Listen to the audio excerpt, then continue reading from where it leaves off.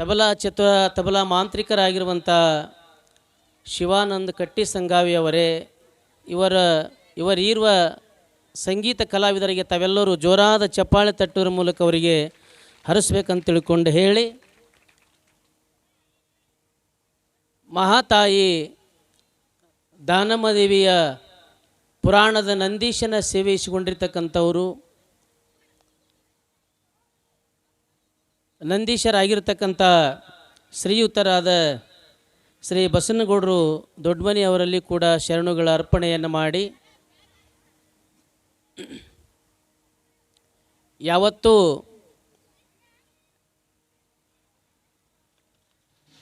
ಮಹಾಪುರಾಣದ ಸಮಸ್ತ ಸರ್ವ ಪದಾಧಿಕಾರಿಗಳೇ, ಊರಿನ ಗುರು ಹಿರಿಯರೇ, ಕಿಂಚಿತ ಪ್ರಪಂಚವನ್ನು ಮರೆತು ಪುಣ್ಯಮಯವಾಗಿರತಕ್ಕಂಥ ಮಹಾಮಹಿಮರ ಸನ್ನಿಧಾನದಲ್ಲಿ ಮೂರ್ತ ಮಾಡಿರ್ತಕ್ಕಂಥ ಕುಳಿಗೇರಿ ಗ್ರಾಮದ ಸುತ್ತಮುತ್ತಲ ಗ್ರಾಮದಿಂದ ಆಗಮಿಸಿರುವಂಥ ಸಮಸ್ತ ಶರಣ ತಂದೆ ತಾಯಿಗಳೇ, ಮುದ್ದು ಮಕ್ಕಳೇ, ನಿಮ್ಮೆಲ್ಲರ ಅಂತರಾತ್ಮದಲ್ಲಿ ಪಜ್ಜರಿಸುವ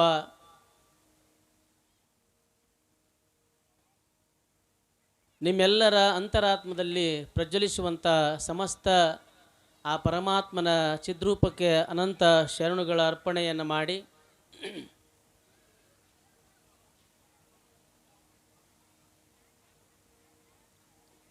ಮಹಾದಾಸೋಹಿ ಮಹಾತಾಯಿ ಗುಡ್ಡಾಪುರದ ದಾನಮ್ಮ ತಾಯಿಯ ಮಹಾಪುರಾಣವನ್ನು ಇವತ್ತಿಗೆ 7ನೇ ದಿನಕ್ಕೆ ಪಾದಾರ್ಪಣೆಗೊಳ್ತಾ ಇದೆ.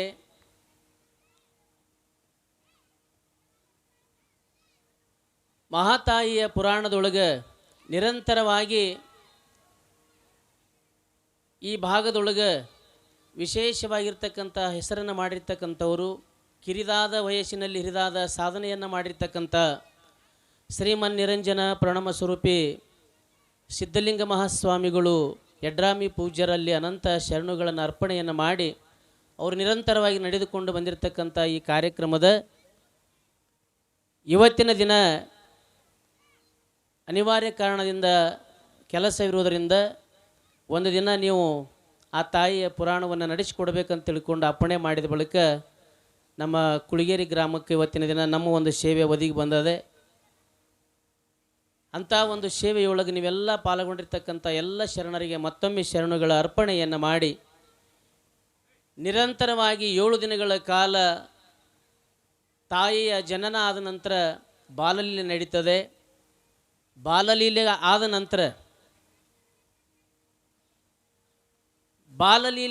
ನಂತರ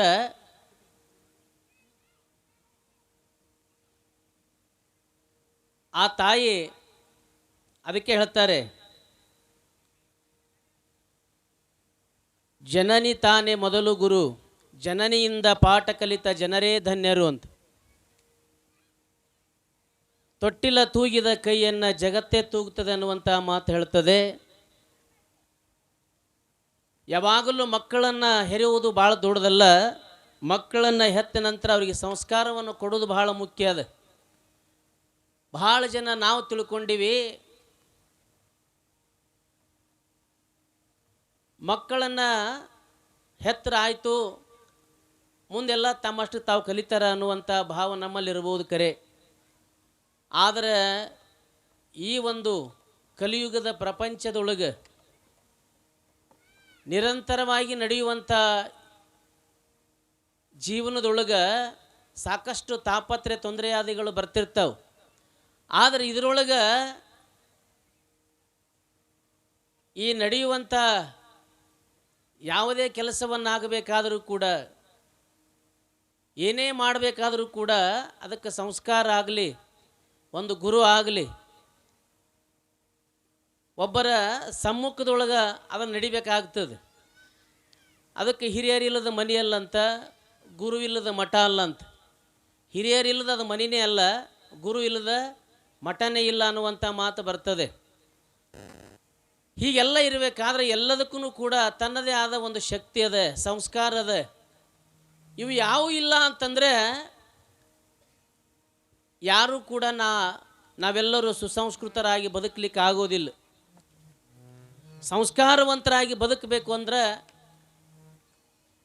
ಇಲ್ಲಿ ಉಮರಾಣಿಯೊಳಗೆ ಜನಿಸಿರ್ತಕ್ಕಂಥ ಮಹಾತಾಯಿ ಲಿಂಗಮ್ಮ ತಾಯಿಯವರ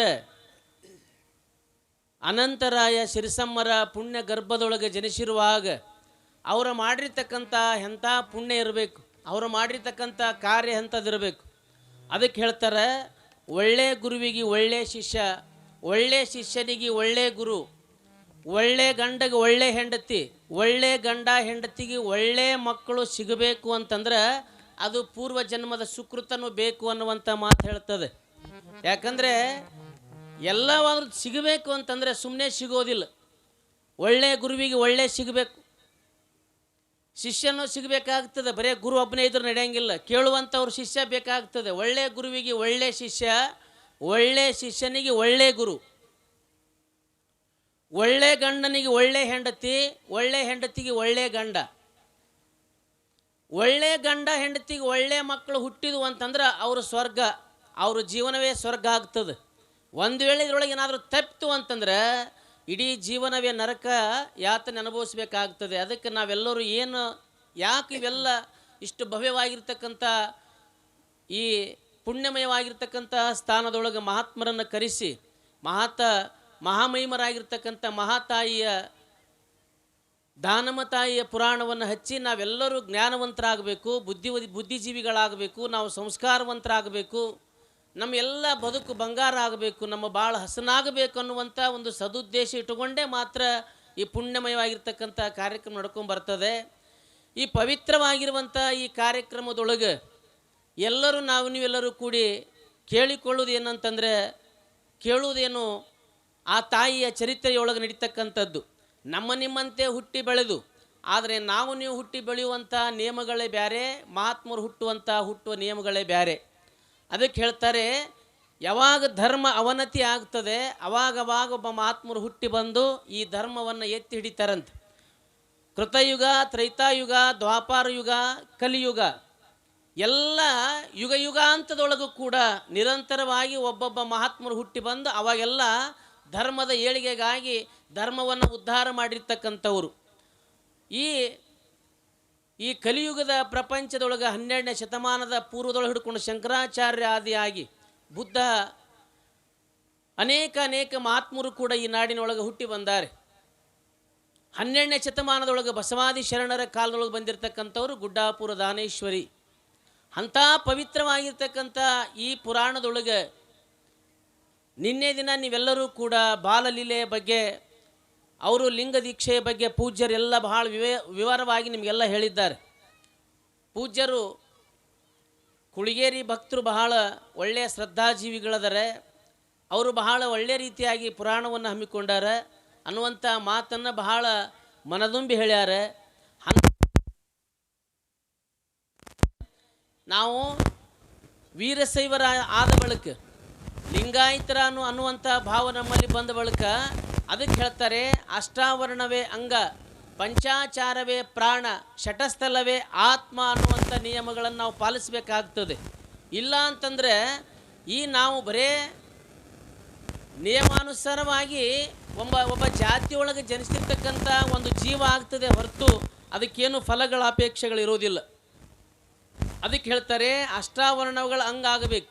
ಈ ಶರೀರ ಅಷ್ಟಾವರಣವೇ ಅಂಗ, ಪಂಚಾಚಾರವೇ ಪ್ರಾಣ, ಶಟಸ್ಥಲವೇ ಆತ್ಮ ಅಂತಕ್ಕಂಥ ನಿಯಮಗಳನ್ನು ಇವತ್ತು ಶಾಂತವೀರ ಪಟ್ಟಾಧ್ಯಕ್ಷರಾಗಿರ್ತಕ್ಕಂಥ ಗುರುವರ್ಯರು ಮಹಾತಾಯಿ ಲಿಂಗಮ್ಮನಿಗೆ ಬೋಧನೆಯನ್ನು ಮಾಡುತ್ತಾರೆ. ಅಕ್ಷರಾಭ್ಯಾಸವನ್ನು ಮಾಡಿದ ಬಳಿಕ ಅವರಿಗೆ ಇವೆಲ್ಲ ಗುರು, ಲಿಂಗ, ಜಂಗಮ, ಪಾದೋದಕ, ಪ್ರಸಾದ, ವಿಭೂತಿ, ರುದ್ರಾಕ್ಷಿ, ಮಂತ್ರ ಅಂತಕ್ಕಂಥ ಅಷ್ಟಾವರಣಗಳನ್ನು ಹೇಳ್ತಾರೆ. ಇವೆಲ್ಲವನ್ನು ಯಾಕೆ ನಾವು ಕೇಳಬೇಕು ಅಂತಂದರೆ, ಅಷ್ಟವರ್ಣಗಳು, ಈ ಆವರಣ ಅಂತಂದ್ರೆ ನಮ್ಮ ಕವಚವಾಗಿರ್ತಕ್ಕಂಥ ವರ್ಣ ಅಂದ್ರೆ ನಾವು ಧರಿಸುವಂಥ ಒಂದು ಕವಚಗಳು.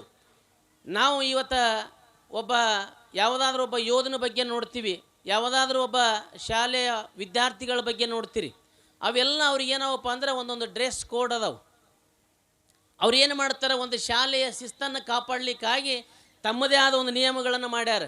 ಆ ನಿಯಮದ ಪ್ರಕಾರವಾಗಿ ಅವ್ರನ್ನ ಒಳಗೆ ಕರ್ಕೊತಾರೆ. ನೋಡಲಿಕ್ಕೆ ಶಿಸ್ತನ್ನು ಕಾಣಿಸ್ಬೇಕು, ಅವ್ರಿಗೆ ವಿದ್ಯಾವಂತರಾಗಬೇಕು, ಯಾವಾಗಲೂ ಶಿಕ್ಷಣವನ್ನು ಕಲಿಸ್ತದೆ ಅಂತ ಹೇಳ್ತದೆ.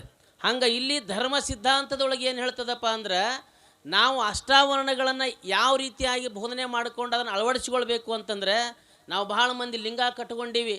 ಲಿಂಗ ಕಟ್ಕೊಂಡವ್ರು ಎಷ್ಟು ಮಂದಿ ಲಿಂಗ ನಿರಂತರವಾಗಿ ಪೂಜೆ ಮಾಡ್ಕೊಳ್ತೀವಿ. ಅವೆಲ್ಲ ಸರಾಸರವಾಗಿ ವಿಚಾರ ಮಾಡಿಕೊಂಡ್ರೆ ಗುರು ಅಂದರೆ ಏನು, ಗುರು ಹೆಂಗಿರಬೇಕು, ಗುರು ಆದವನ ಕರ್ತವ್ಯ ಏನು ಅನ್ನುವಂಥ ಮಾತು ಬರ್ತದೆ.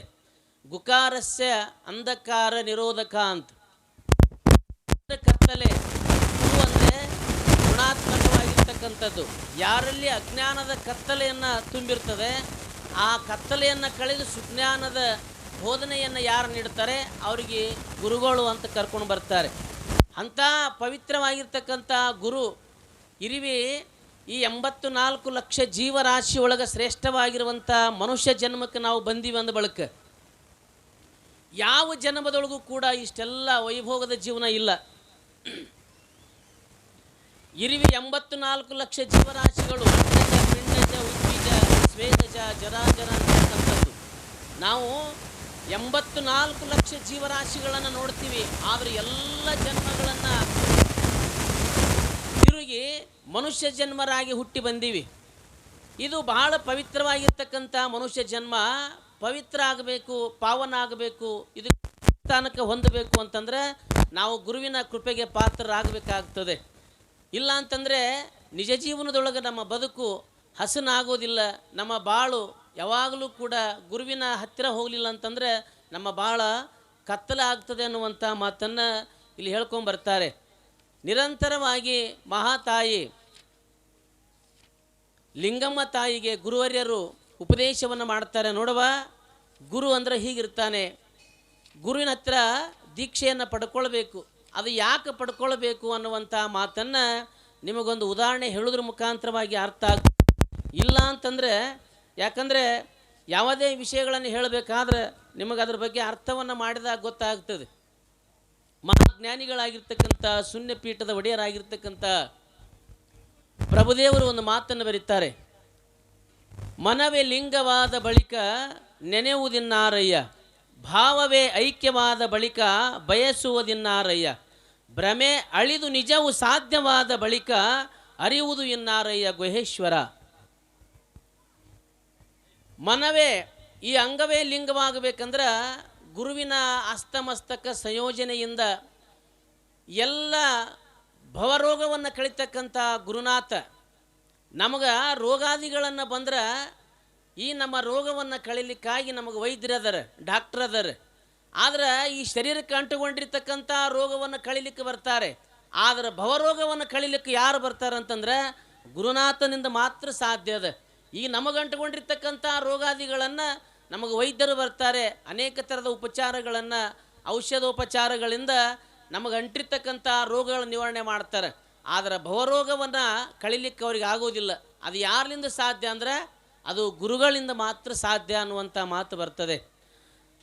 ಯಾಕಂದರೆ ಮನವೇ ಲಿಂಗವಾದ ಬಳಿಕ, ಈ ಮನಸ್ಸು ಲಿಂಗವಾದ ಬಳಿಕ ನೆನೆಯುವುದಿನ್ನಾರಯ್ಯ, ಭಾವವೇ ಐಕ್ಯವಾದ ಬಳಿಕ ನೆನೆಯುವುದಿನ್ನಾರವಯ್ಯ ಅಂತ. ಈ ಲಿಂಗ ಅನ್ನುವಂಥ ವಿಚಾರಕ್ಕೆ ಬಂದಾಗ, ದೀಕ್ಷೆ ಅನ್ನುವಂಥ ವಿಚಾರಕ್ಕೆ ಬಂದಾಗ ಈ ವಿಷಯ ಒಂದು ಮಾತು ಹೇಳ್ತೀನಿ ನಿಮಗೆ. ಒಮ್ಮೆ ಬೆಲ್ಜಿಯಂ ದೇಶದಿಂದ ಒಬ್ಬವ ಕನ್ನಡಿ ಮಾರ್ಲಿಕ್ಕೆ ಬಂದಿದ್ದಂತೆ. ಸ್ವಲ್ಪ ದಯವಿಟ್ಟು ಗದ್ದಲ ಮಾಡಬೇಡ್ರಿ. ಯಾಕಂದ್ರೆ ನಾವು ಹೇಳುವ ಮಾತುಗಳು ನಿಮಗೆ ಅರ್ಥ ಆಗಲಿಲ್ಲಪ್ಪ ಅಂತಂದ್ರೆ ನಾವು ಹೇಳೋದು ಬೇರೆ, ನೀವು ಹೇಳೋದೇ ಬೇರೆ, ತಿಳ್ಕೊಳ್ಳೋದೇ ಬೇರೆ ಆಗ್ತದೆ. ಅದು ಹೆಂಗೆ ಆಗ್ತದೆ ಅಂತಂದ್ರೆ, ಒಬ್ಬವ ದಿನಾಲು ಕುರಿ ಮೇಯಿಸ್ಲಿಕ್ಕೆ ಹೋಗ್ತಿದ್ದಂತೆ. ಕುರಿ ಮೇಯಿಸ್ಲಿಕ್ಕೆ ಹೋದಾಗ ಅವ ಸ್ವಲ್ಪ ಈ ಬ್ಯಾಸಿಗೆ ದಿನ ಇತ್ತಲ್ಲ, ಸ್ವಲ್ಪ ನಶಿಕಿನಾಗ ಜಲ್ದಿನೇ ಹೋಗಿದ್ದ ಕುರಿಗಳು ಹೊಡ್ಕೊಂಡು ಹೋಗಿ. ಅಲ್ಲೇನು ಮಾಡ್ದ, ಮುಂಜಾನೆ 8, 9, 10 ಗಂಟೆ ಆಯಿತು. ಮತ್ತು ನಶಿಕಿನೊಳಗೆ ಹೋಗಿದ್ನಲ್ಲ, ಅವನಿಗೆ ಏನಾಯ್ತಪ್ಪ ಅಂದ್ರೆ ಸ್ವಲ್ಪ ಹಸಿವು ಭಾಳ ಆಯಿತು. ಊಟ ಮಾಡ್ಬೇಕಂಥೇಳಿ ಹಸುವಾದಾಗ ಅಲ್ಲಿ ಮಗ್ಲ ಒಬ್ಬ ರೈತ ಗಳೆ ಹೊಡಿತಿದ್ದ. ಆ ಗಳೆ ಹೊಡೆಯೋದನ್ನು ನೋಡಿ ಇವ ಅಂತಾನೆ, ನನಗೆ ಹಸಿವು ಭಾಳ ಆಗ್ಯದ, ಇಲ್ಲಿ ತಪ್ಪಲ ಕಡ್ದು ಇಲ್ಲೇ ಕುರಿಗಳನ್ನು ಬಿಟ್ಟು ಹೋಗ್ಬೇಕಂತೇಳಿ ತಪ್ಪಲಾದ ಕಡ್ದು ಹಾಕಿದ. ಆ ಕುರಿಗಳನ್ನು ಅಲ್ಲೇ ಬಿಟ್ಟ. ಕುರಿಗಳು ಮೈಲಿ ಕತ್ತಿದ್ದವು. ಅವಾಗ ಅಲ್ಲಿ ಗಳೆ ಹೊಡೆಯುವಂಥ ವ್ಯಕ್ತಿ ದೂರದ ಹೊಲದಾಗ ಹೊಡಿತಿದ್ದ. ಅವಾಗ ಕೈ ಮಾಡಿ ಹಿಂಗೆ ಬಾರ್ಕೋಲ್ನಿಂದ ಹೊಡಿತಿದ್ದ. ಗಳೆ ಹೊಡಿತಿದ್ದ. ಇವ ಜೋರಾಗಿ ಕೂಗ್ದ, ಓ ಯಜಮಾನ್ರ, ಓ ರೈತರ, ನಾನು ಸ್ವಲ್ಪ ಕುರಿ ಬಿಟ್ಟೀನಿ, ಸ್ವಲ್ಪ ನಾ ಊಟಕ್ಕೆ ಹೋಗಿ ಬರ್ತನಕ ಕುರಿ ಕಾಯಿರಿ ಅಂದ. ನೋಡ್ರಿ ಅಂದ. ಅವ ಏನು ಮಾಡ್ದ, ಅವೇನು ರೈತ ಇದ್ನಲ್ಲ, ರೈತ ಕಿವಿ ಕೇಳಿಸ್ತಿದ್ದಿಲ್ಲ ರೀ. ಅವನಿಗೆ ಕಿವಿ ಕೇಳಿಸ್ತಿದ್ದಿಲ್ಲ. ಇವ ಏನು ಒದರ್ತಿದ್ನಲ್ಲ, ಕೂಗ್ತಿದ್ನಲ್ಲ, ಇವನಿಗೆ ಕಿವಿ ಕೇಳಿಸ್ತಿದ್ದಿಲ್ಲ. ಅವ ಯಥಾ ರೀತಿಯಾಗಿ ಬಾರ್ಕೋಲ್ ಹಿಂಗೆ ಮಾಡ್ತಿದ್ದ. ಇವನಿಗೇನು ಅನ್ನಿಸ್ತು, ಹೋಗಂದ ನಾನು ತಿಳ್ಕೊಂಡು ಹೇಳಿ ಅವ ಮನೆಗೆ ಹೋದ. ಮನೆಗೆ ಹೋಗಿ ಊಟ ಮಾಡಿ ಮರಳಿ ಬಂದ. ಬರೋದ್ರೊಳಗೆ ಕುರಿ ಅಲ್ಲೇ ಮೈಲಿ ಕತ್ತಿದ್ವು. ಕುರಿ ಮೈಯುವಾಗ ಅವ ಅಂದ, ನಾ ಹೋಗಿ ಬರ್ತಾನ ಕುರಿ ಕಾಯ್ದಾನಂದ್ರೆ ಇವನಿಗೇನಾದರೂ ಸ್ವಲ್ಪ ನಾವು ಸಹಾಯ ಮಾಡ್ಬೇಕಂತ ಅದ್ರೊಳಗೆ ಒಂದು ಕಾಲು ಮುರಿದು ಕುರಿ ಇತ್ತು ರೀ. ಆ ಕುರಿ ತೊಗೊಂಡು ಏನು ಮಾಡ್ದ, ಆ ಕುರಿ ತೊಗೊಂಡು ಎಲ್ಲಿಗೆ ಹೋದ, ಆ ರೈತನ ಹತ್ರ ಹೋದ. ಆ ರೈತಗೆ ಹೋಗಿ ಆ ಕುರಿ ಕೊಡ್ಲಿಕ್ಕೆ ಹೋದಾಗ ಅವ ರೈತ ಅಂತಾನ, ಅವನಿಗೆ ಕಿವಿ ಕೇಳಲಿಲ್ಲ, ನೋಡಪ್ಪ ಇಲ್ಲಿ ತನಕ ನನ್ನ ಕುರಿ ಕಾಯ್ದಿದ್ದಿ, ಮತ್ತು ಇದೊಂದು ಕುರಿ ತೊಗೊಂಡು ಏನಾದರೂ ಉಪಜೀವನ ಮಾಡ್ಕೊ ಅಂತಂದ. ಅವ ಅಂತಾನ, ಅವನ ಮಾತು ಇವನಿಗೆ ಕೇಳಲಿಲ್ಲ, ಇವನ ಮಾತು ಅವನಿಗೆ ಕೇಳಲಿಲ್ಲ, ಇಬ್ಬರಿಗೆ ಕಿವಿ ಕೇಳಿಸ್ತಿದ್ದಿಲ್ಲ. ಇವ ಏನಂದಿ, ನಿನ್ನ ಕುರಿ ಕಾಲು ನಾ ಮುರಿದಿನಿ, ನಾ ಮುರಿದಿಲ್ಲ ಅಂದವ. ನಿನ್ನ ಕುರಿ ಕಾಲು ನಾ ಯಾಕೆ ಬರಲಿ, ನಾ ಮುರಿದಿಲ್ಲ ಅಂದವ. ಹಂಗಂದ ತಕ್ಷಣ ಅವ ಅಂತಾನ, ಇಲ್ಲಪ್ಪ ಇಲ್ಲಿ ತನಕ ಕುರಿ ಕಾಯ್ದಿದ್ದಿ ತಗೋ ಅಂದ. ಹಂಗೆ ವಾದಿ ಬೀದಿ ಹಾಕೋತ ಹಂಗೆ ಮುಂದಕ್ಕೆ ಬರ್ತಿದ್ರು. ಆ ರೋಡಿನ ಹತ್ರ ಒಬ್ಬ ಆಗಿನ ಕಾಲಮಾನ ಪೊಲೀಸರು ಹೆಂಗಂದ್ರೆ ಹಾಫ್ ಪ್ಯಾಂಟ್ ಹಾಕ್ಕೊಂಡು ಮ್ಯಾಗ ಕ್ಯಾಪ್ ಹಾಕ್ಕೊಂಡು ಕುದುರೆ ಮ್ಯಾಗ ಬರ್ತಿದ್ರಿ. ಕುದುರೆ ಮ್ಯಾಗ ಬರುವಾಗ ಇವರಿಬ್ಬರು ಜಗಳ ನೋಡಿ ಅವ ಬಂದ ಪೊಲೀಸ. ಆ ಪೊಲೀಸ ನೋಡಿರ್ತಕ್ಕಂಥ ಅವನಿಗೆ ಕಿವಿ ಕೇಳಿಸ್ತಿದ್ದಿಲ್ಲ ರೀ, ಪೊಲೀಸಿಗೆ ಕಿವಿ ಕೇಳಿಸ್ತಿದ್ದಿಲ್ಲ. ಅವಾಗ ಅವ ಅಂದ, ಏನಂದ, ಇವ್ರು ಹೇಳಿದರು, ಇವ ಮೊದಲು ಕುರಿ ಕಾಯ ಹೇಳ್ದ, ನೋಡ್ರಿ ಸಾಹೇಬ್ರ, ಇವ ನನ್ನ ಇಡ್ತಾನೆ, ನನ್ನ ಕುರಿ ಕಾಯ್ದಾನ, ಅದಕ್ಕೆ ಇದೊಂದು ಕುರಿ ಅದ ಕೊಡ್ಲಿಕ್ಕೆ ಹತ್ತೀನಿ ತೊಗೊಳ್ಳಾಗ್ಯಾನಂತ ಅವ ಅಂತಿದ್ದ. ಅವ ರೈತ ಅಂತಿದ್ದ, ಏನ್ರಿ ಸಾಹೇಬ್ರ, ಅವನು ಕುರಿ ನೋಡಿಲ್ಲ, ನಾ ಕಾಲ ಮುರಿದಿಲ್ಲ, ನನ್ನ ಮ್ಯಾಗ ಹಾಕ್ಯಾನ ನೋಡ್ರಿ, ನಾ ಕುರಿ ಮುರಿದಿಲ್ಲ ಅಂತ, ಕಾಲು ಮುರಿದಿಲ್ಲ ಅಂತ ಅವ ಅಂತಿದ್ದ.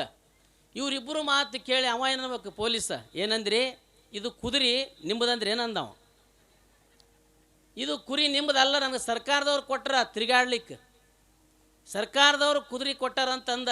ಇವ್ರು ಮೂವರು ಜಗಳ ಆಡ್ಕೋತ ಹಿಂಗೆ ಒಂದು ಊರಿಗೆ ಬಂದ್ರಿ. ಊರಿಗೆ ಬರೋದ್ರೊಳಗೆ ಆ ಊರು ಗೌಡ್ರು ಅವ್ರಿಗಿಬ್ಬರು ಹ್ಯಾಂಡ್ರು. ಮತ್ತು ನಿಮ್ಮೂರಾಗಿದ್ರೆ ಮತ್ತೆ ತಪ್ಪು ತಿಳ್ಕೊಂಡ್ರಪ್ಪ, ನಿಮ್ಮೂರು ಸುದ್ದಿ ಅಲ್ಲ, ನಮ್ಮ ಕಡೆ ಸುದ್ದಿ ಮಾತಾಡಕತ್ತೀನಿ ನಾನು. ಅವ್ರಿಗಿಬ್ಬರು ಹ್ಯಾಂಡ್ರು. ಅವಾಗ ಏನಾಯಿತು, ಅವರು ಹೋಗಿ ಅಲ್ಲಿ ಮುಂದೆ ನಿಂತು ವಾದಿ ಬೀದಿ ಹಾಕೋದು ಮಾತಾಡ್ಕೊತಿದ್ರು.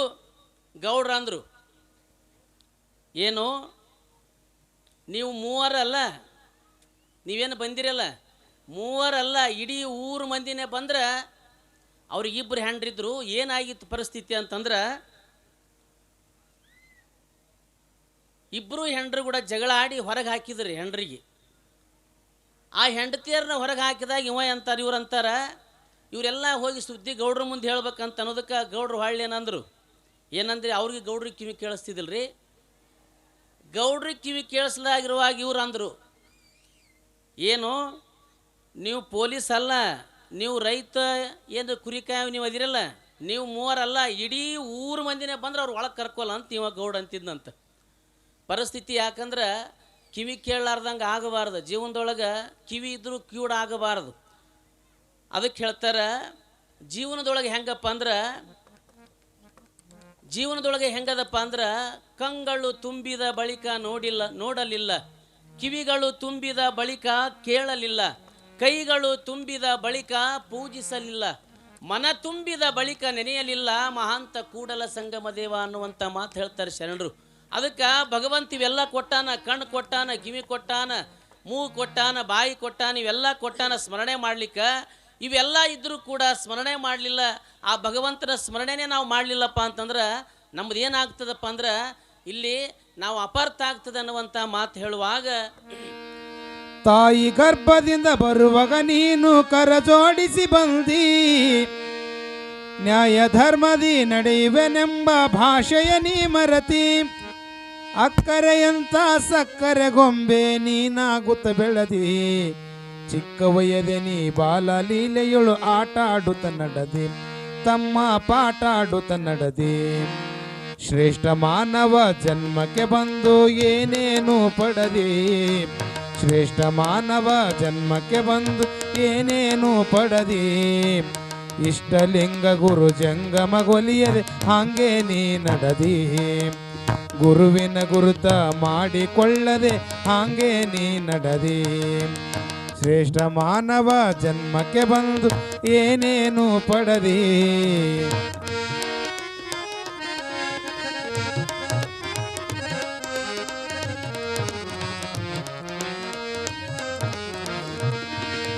ತಾಯಿ ಗರ್ಭದಿಂದ ಬರುವಾಗ ನೀನು ಕರ ಜೋಡಿಸಿ ಬಂದಿ ನ್ಯಾಯ ಧರ್ಮದಿ ನಡೆಯುವೆನೆಂಬ ಭಾಷೆಯ ನೀ ಮರತಿ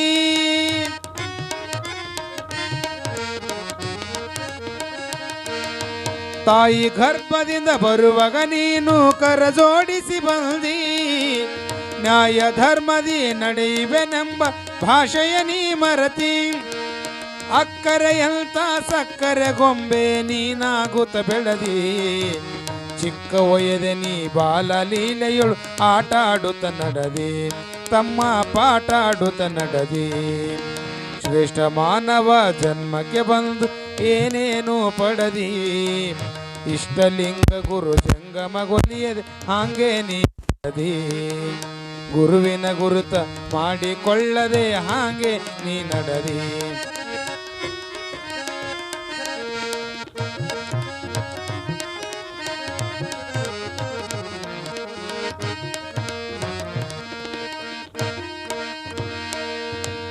ಹರೆಯ ಬಂದಾಗ ಕಾಮದ ಕೋಣಾಗಿ ಉರಿ ಉರಿದು ಬೀತಿ ಗುರು ಹಿರಿಯರಿಗೆ ಗೌರವ ಕೊಡದೆ ಪಾಗದೆ ನೀ ನೀತಿ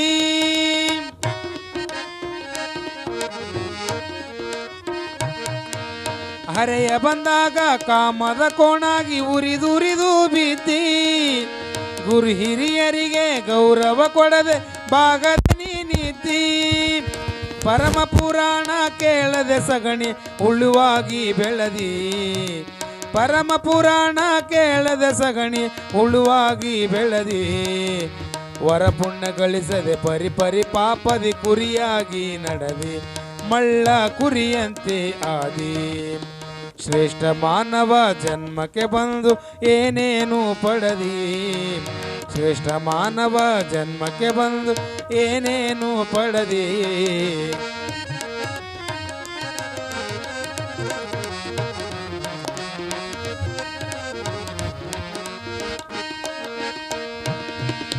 ದೊಡ್ಡವನಾದಾಗ ದುಡ್ಡಿನ ದೆವ್ವ ಬಡಿಸಿಕೊಂಡು ಬಿಟ್ಟಿ ಅಡ್ಡಡ್ಡ ಕೆಲಸ ವ್ಯಾಪಾರ ಮೋಸ ಮಾಡುತ್ತ ನೀ ಕೆಟ್ಟಿ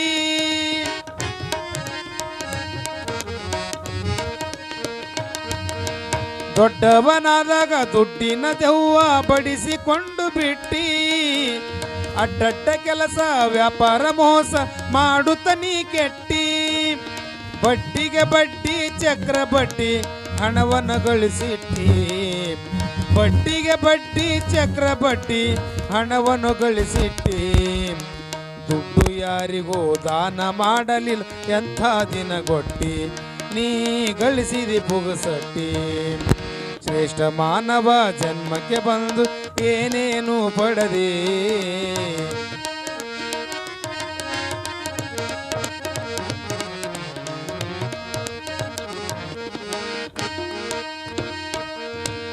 ಮುದುಕನಾದ ಮೇಲೆ ಬಲವೆಲ್ಲ ಹೋಗಿ ಬಳಕಾಡುತ್ತ ನಿಲ್ತಿ ಮುದಿಗುಬಿ ಎಂದು ಸೊಸೆ ಬೈತಾಳ ಅಳಕೊಂತ ನೀ ನಿಂತಿ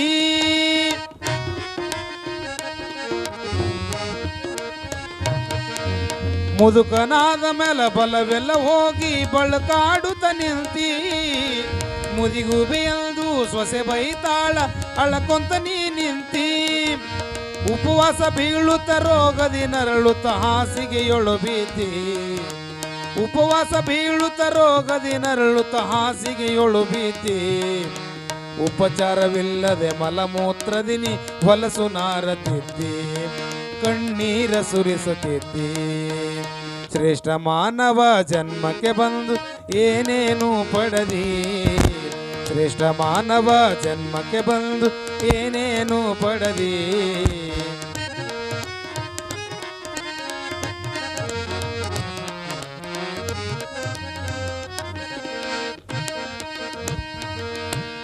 ಶಾಂತಿಯ ಕೊಡುವ ಸೌಖ್ಯವ ತರುವ ಜೀವನ ನೀ ಬಿಟ್ಟಿ, ಭ್ರಾಂತಿಯ ಸಿರಿಯನು ನಂಬಿ ದೇವರ ಮರತೆಲ್ಲೋ ಹುಟ್ಟಿ.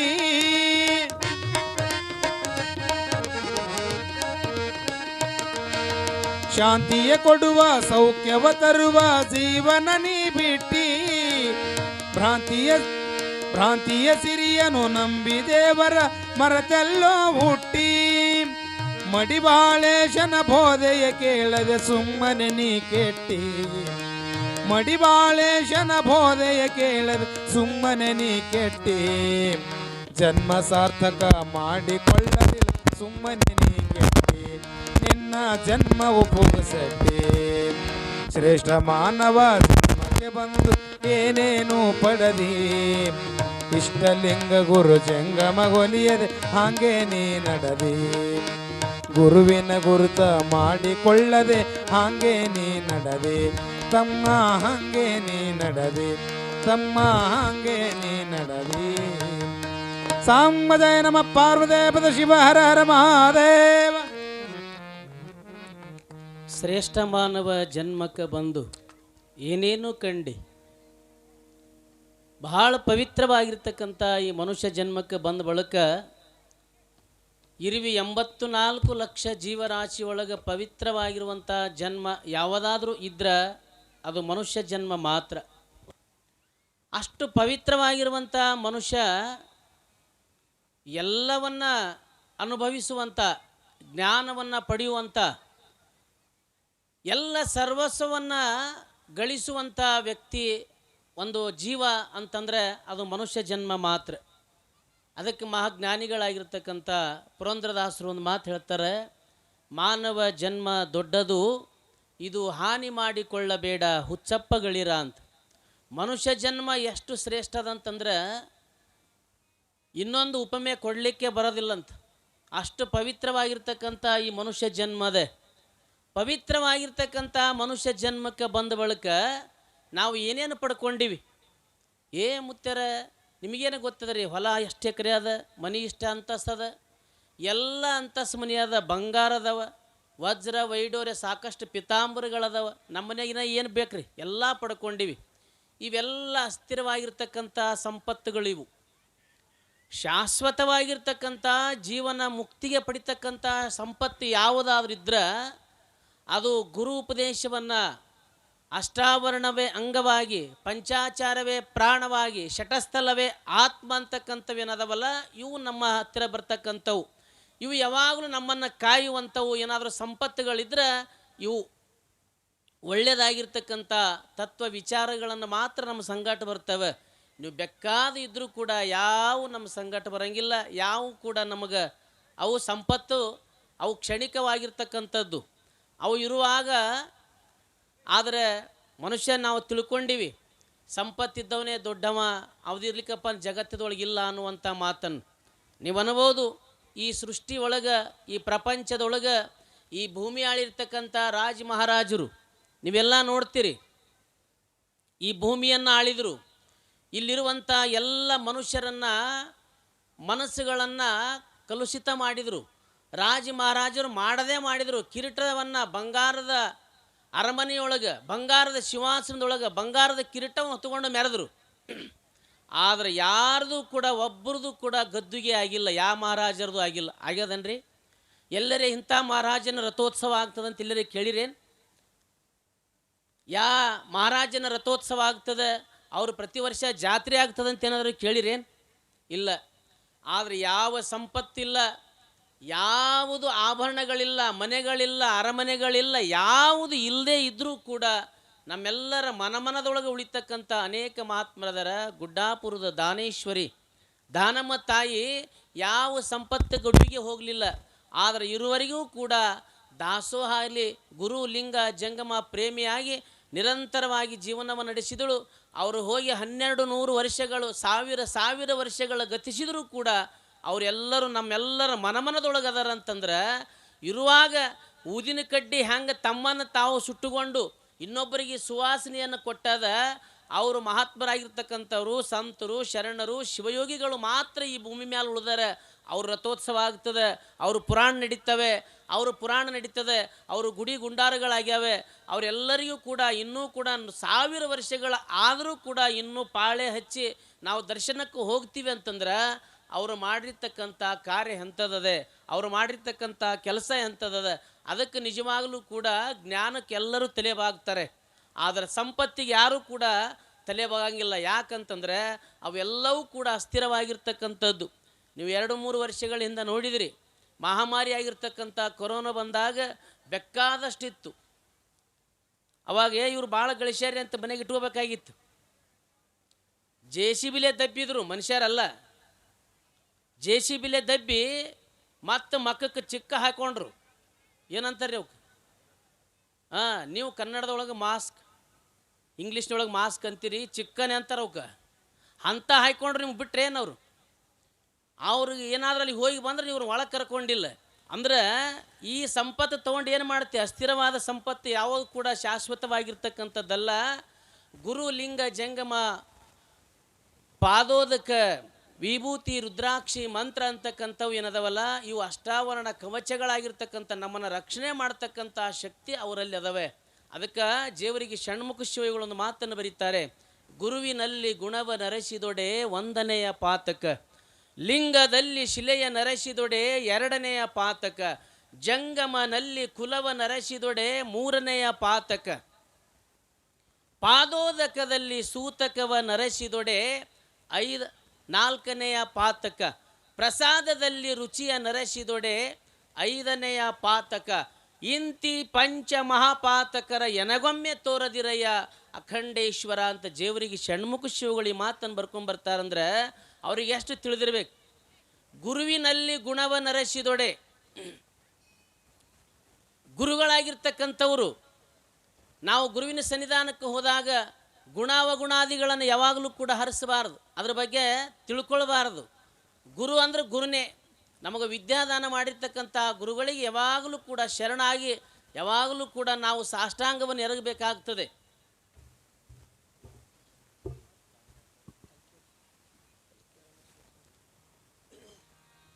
ಪರಮ ಪೂಜ್ಯರು ಶಟಸ್ಥಲ ಬ್ರಹ್ಮ ಸಿದ್ದರಾಮ ಶಿವಾಚಾರ್ಯ ಮಹಾಸ್ವಾಮಿಗಳು ಕಲಿಕೇರಿ ಪೂಜ್ಯರು ದಯಮಾಡಿಸ್ತಾ ಇದ್ದಾರೆ. ತಾವೆಲ್ಲರೂ ಜೋರಾದ ಚಪ್ಪಾಳೆ ತಟ್ಟುವ ಮೂಲಕ ಪೂಜ್ಯರನ್ನು ಆಹ್ವಾನಿಸಿಕೊಳ್ಬೇಕು. ತಾವೆಲ್ಲರೂ ಸ್ವಾಗತವನ್ನು ಕೋರಬೇಕು. ಇನ್ನೊಮ್ಮೆ ಜೋರಾದ ಚಪ್ಪಾಳೆ ತಟ್ಟುವ ಮೂಲಕ ಪೂಜ್ಯರನ್ನು ಗೌರವಿಸಬೇಕು.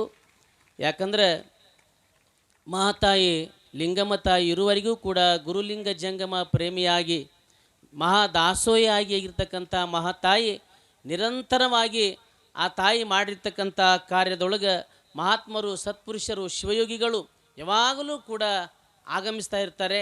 ಪೂಜ್ಯರು ವೇದಿಕೆಗೆ ದಯ ಮಾಡಿಸ್ತಾರೆ. ತಾವೆಲ್ಲರೂ ಜೋರಾದ ಚಪ್ಪಾಳೆ ಸಾಂಬಜಯ ನಮಃ ಪಾರ್ವದೇವದ ಶಿವ ಹರ ಹರ ಮಹಾದೇವ. ಶ್ರೀಮದ್ ಜಗದ್ಗುರು पंचाचार्य महाराज की जय, जगत ज्योति बसवेश्वर महाराज की जय, गुड्डापुर दानेश्वरी माता की जय. ಸಾಂಬಜಯ ನಮಃ ಪಾರ್ವದೇವದ ಶಿವ ಹರ ಹರ ಮಹಾದೇವ. ಪರಮ ಪೂಜ್ಯರು ಶಟಸ್ಥಲ ಬ್ರಹ್ಮ ಸಿದ್ದರಾಮ ಶಿವಾಚಾರ್ಯ ಮಹಾಸ್ವಾಮಿಗಳವರು ಕಲಿಕೇರಿ ಪೂಜ್ಯರು ಈಗ ತಾನೇ ವೇದಿಕೆಗೆ ದಯಮಾಡಿಸಿದ್ದಾರೆ. ಈ ವೇದಿಕೆಯ ಪರವಾಗಿ ಕುಳಿಗೇರಿ ನಗರದ ಸಮಸ್ತ ಶರಣ ತಂದೆ ತಾಯಿಗಳ ಪರವಾಗಿ ತುಂಬು ಹೃದಯದ ಸ್ವಾಗತವನ್ನು ಕೋರ್ತಾ ಇದ್ದೇವೆ. ತಾವೆಲ್ಲರೂ ಜೋರಾದ ಚಪ್ಪಾಳೆ ತಟ್ಟುವ ಮೂಲಕ ಅವರಿಗೆ ಸ್ವಾಗತಿಸಬೇಕಂತ ತಿಳ್ಕೊಂಡು ಹೇಳಿ ಯಥಾರೀತಿಯಾಗಿ ಮಹಾದಾಸೋಹಿ ಮಹಾತಾಯಿ ದಾನಮ್ಮ ತಾಯಿಯ ಪುರಾಣವನ್ನು ಯಥಾವತ್ತಾಗಿ ನಡೀತದೆ. ಅಷ್ಟಾವರಣಗಳ ಹೇಳುವಾಗ ದೇವರಿಗೆ ಷಣ್ಮುಖ ಶಿವಗಳೊಂದು ಮಾತನ್ನು ಬರ್ಕೊಂಬರ್ತಾರೆ. ಗುರುವಿನಲ್ಲಿ ಗುಣವನ್ನು ಅರಸಬಾರದು. ಗುರು ಯಾರೇ ಇರಲಿ, ಊರಿಗೆ ಹೋಗಲಿಕ್ಕಾಗಿ ದಾರಿ ತೋರಿಸ್ತಕ್ಕಂಥ ಒಬ್ಬ ವ್ಯಕ್ತಿ ಆದರೂ ಕೂಡ ಅವ ನಮ್ಮ ಗುರುನೇ. ದಾರಿ ತಪ್ಪಿದಾಗ ಹಿಂಗೆ ಹೋಗಂತ ತೋರಿಸಿದರೂ ಕೂಡ ಅವ ನಮಗೆ ಗುರುವಾಗಿ ಕಾಣ್ತಾನೆ. ಎಲ್ಲ ಸಮಯದಲ್ಲಿ ಕೂಡ ನಾವು ಅವ್ರ ಬಗ್ಗೆ ಅಂಥವ್ರು ಇಂಥವ್ರು ಜಾತಿ ಮತ ಪಂಥಗಳನ್ನು ಅರಿಬಾರ್ದು. ಅದು ಯಾರೇ ಇರಲಿ, ನಮಗೆ ಕಲಿಸಿರ್ತಕ್ಕಂಥ ವರ್ಣ ಮಾತ್ರಂ ಕಲಿಸಿದಾತ ಗುರು ಅಂತ ಹೇಳ್ತಾರೆ. ಒಂದು ಅಕ್ಷರ ಕಲಿಸಿದರೂ ಕೂಡ ಅವರು ಗುರುಗಳಾಗ್ತಾರೆ. ಅಂಥ ಗುರುಗಳ ಬಗ್ಗೆ ಯಾವುದೇ ಕಾರಣಕ್ಕೂ ಕೂಡ ಅವಗುಣಗಳನ್ನು ಅವ್ರ ಬಗ್ಗೆ ಅಸಹ್ಯ ಪಟ್ಟುಕೊಳ್ಳುವಂಥ ಕೆಲಸ ಆಗಬಾರದು. ಗುಣವನ್ನು ಅರಿಸಿದೊಡೆ ಒಂದನೆಯ ಪಾತಕ, ಒಂದನೇ ಪಾಪ ಬರ್ತದಂತ ನೋಡ್ರಿ. ಒಂದು ಪಾಪ. ಲಿಂಗದಲ್ಲಿ ಶಿಲೆಯ ನರಸಿದೊಡೆ ಎರಡನೆಯ ಪಾತಕ. ಈಗ ಬೆಣ್ಣಿ ಬಸವೇಶ್ವರರ ದಿವ್ಯ ಸನ್ನಿಧಾನದೊಳಗೆ ಈ ಕಡೆ ಈಶ್ವರನ ಸನ್ನಿಧಾನದ, ಈ ಕಡೆ ಬಸವೇಶ್ವರ ಸನ್ನಿಧಾನದ. ಆ ಸನ್ನಿಧಾನಕ್ಕೆ ನೀವು ಹೆಂಗೆ ಬಂದಿರಪ್ಪ ಅಂತಂದ್ರೆ ಸಾಕ್ಷಾತ್ ಶಿವ ಅದಾನ ಅಂತ ತಿಳ್ಕೊಂಡು ಹೇಳಿ ಬಂದಿರಿ ಹೊರತು ಏನಾದರೂ ಅವಗುಣಗಳು ಅರ್ತಿರೇನು?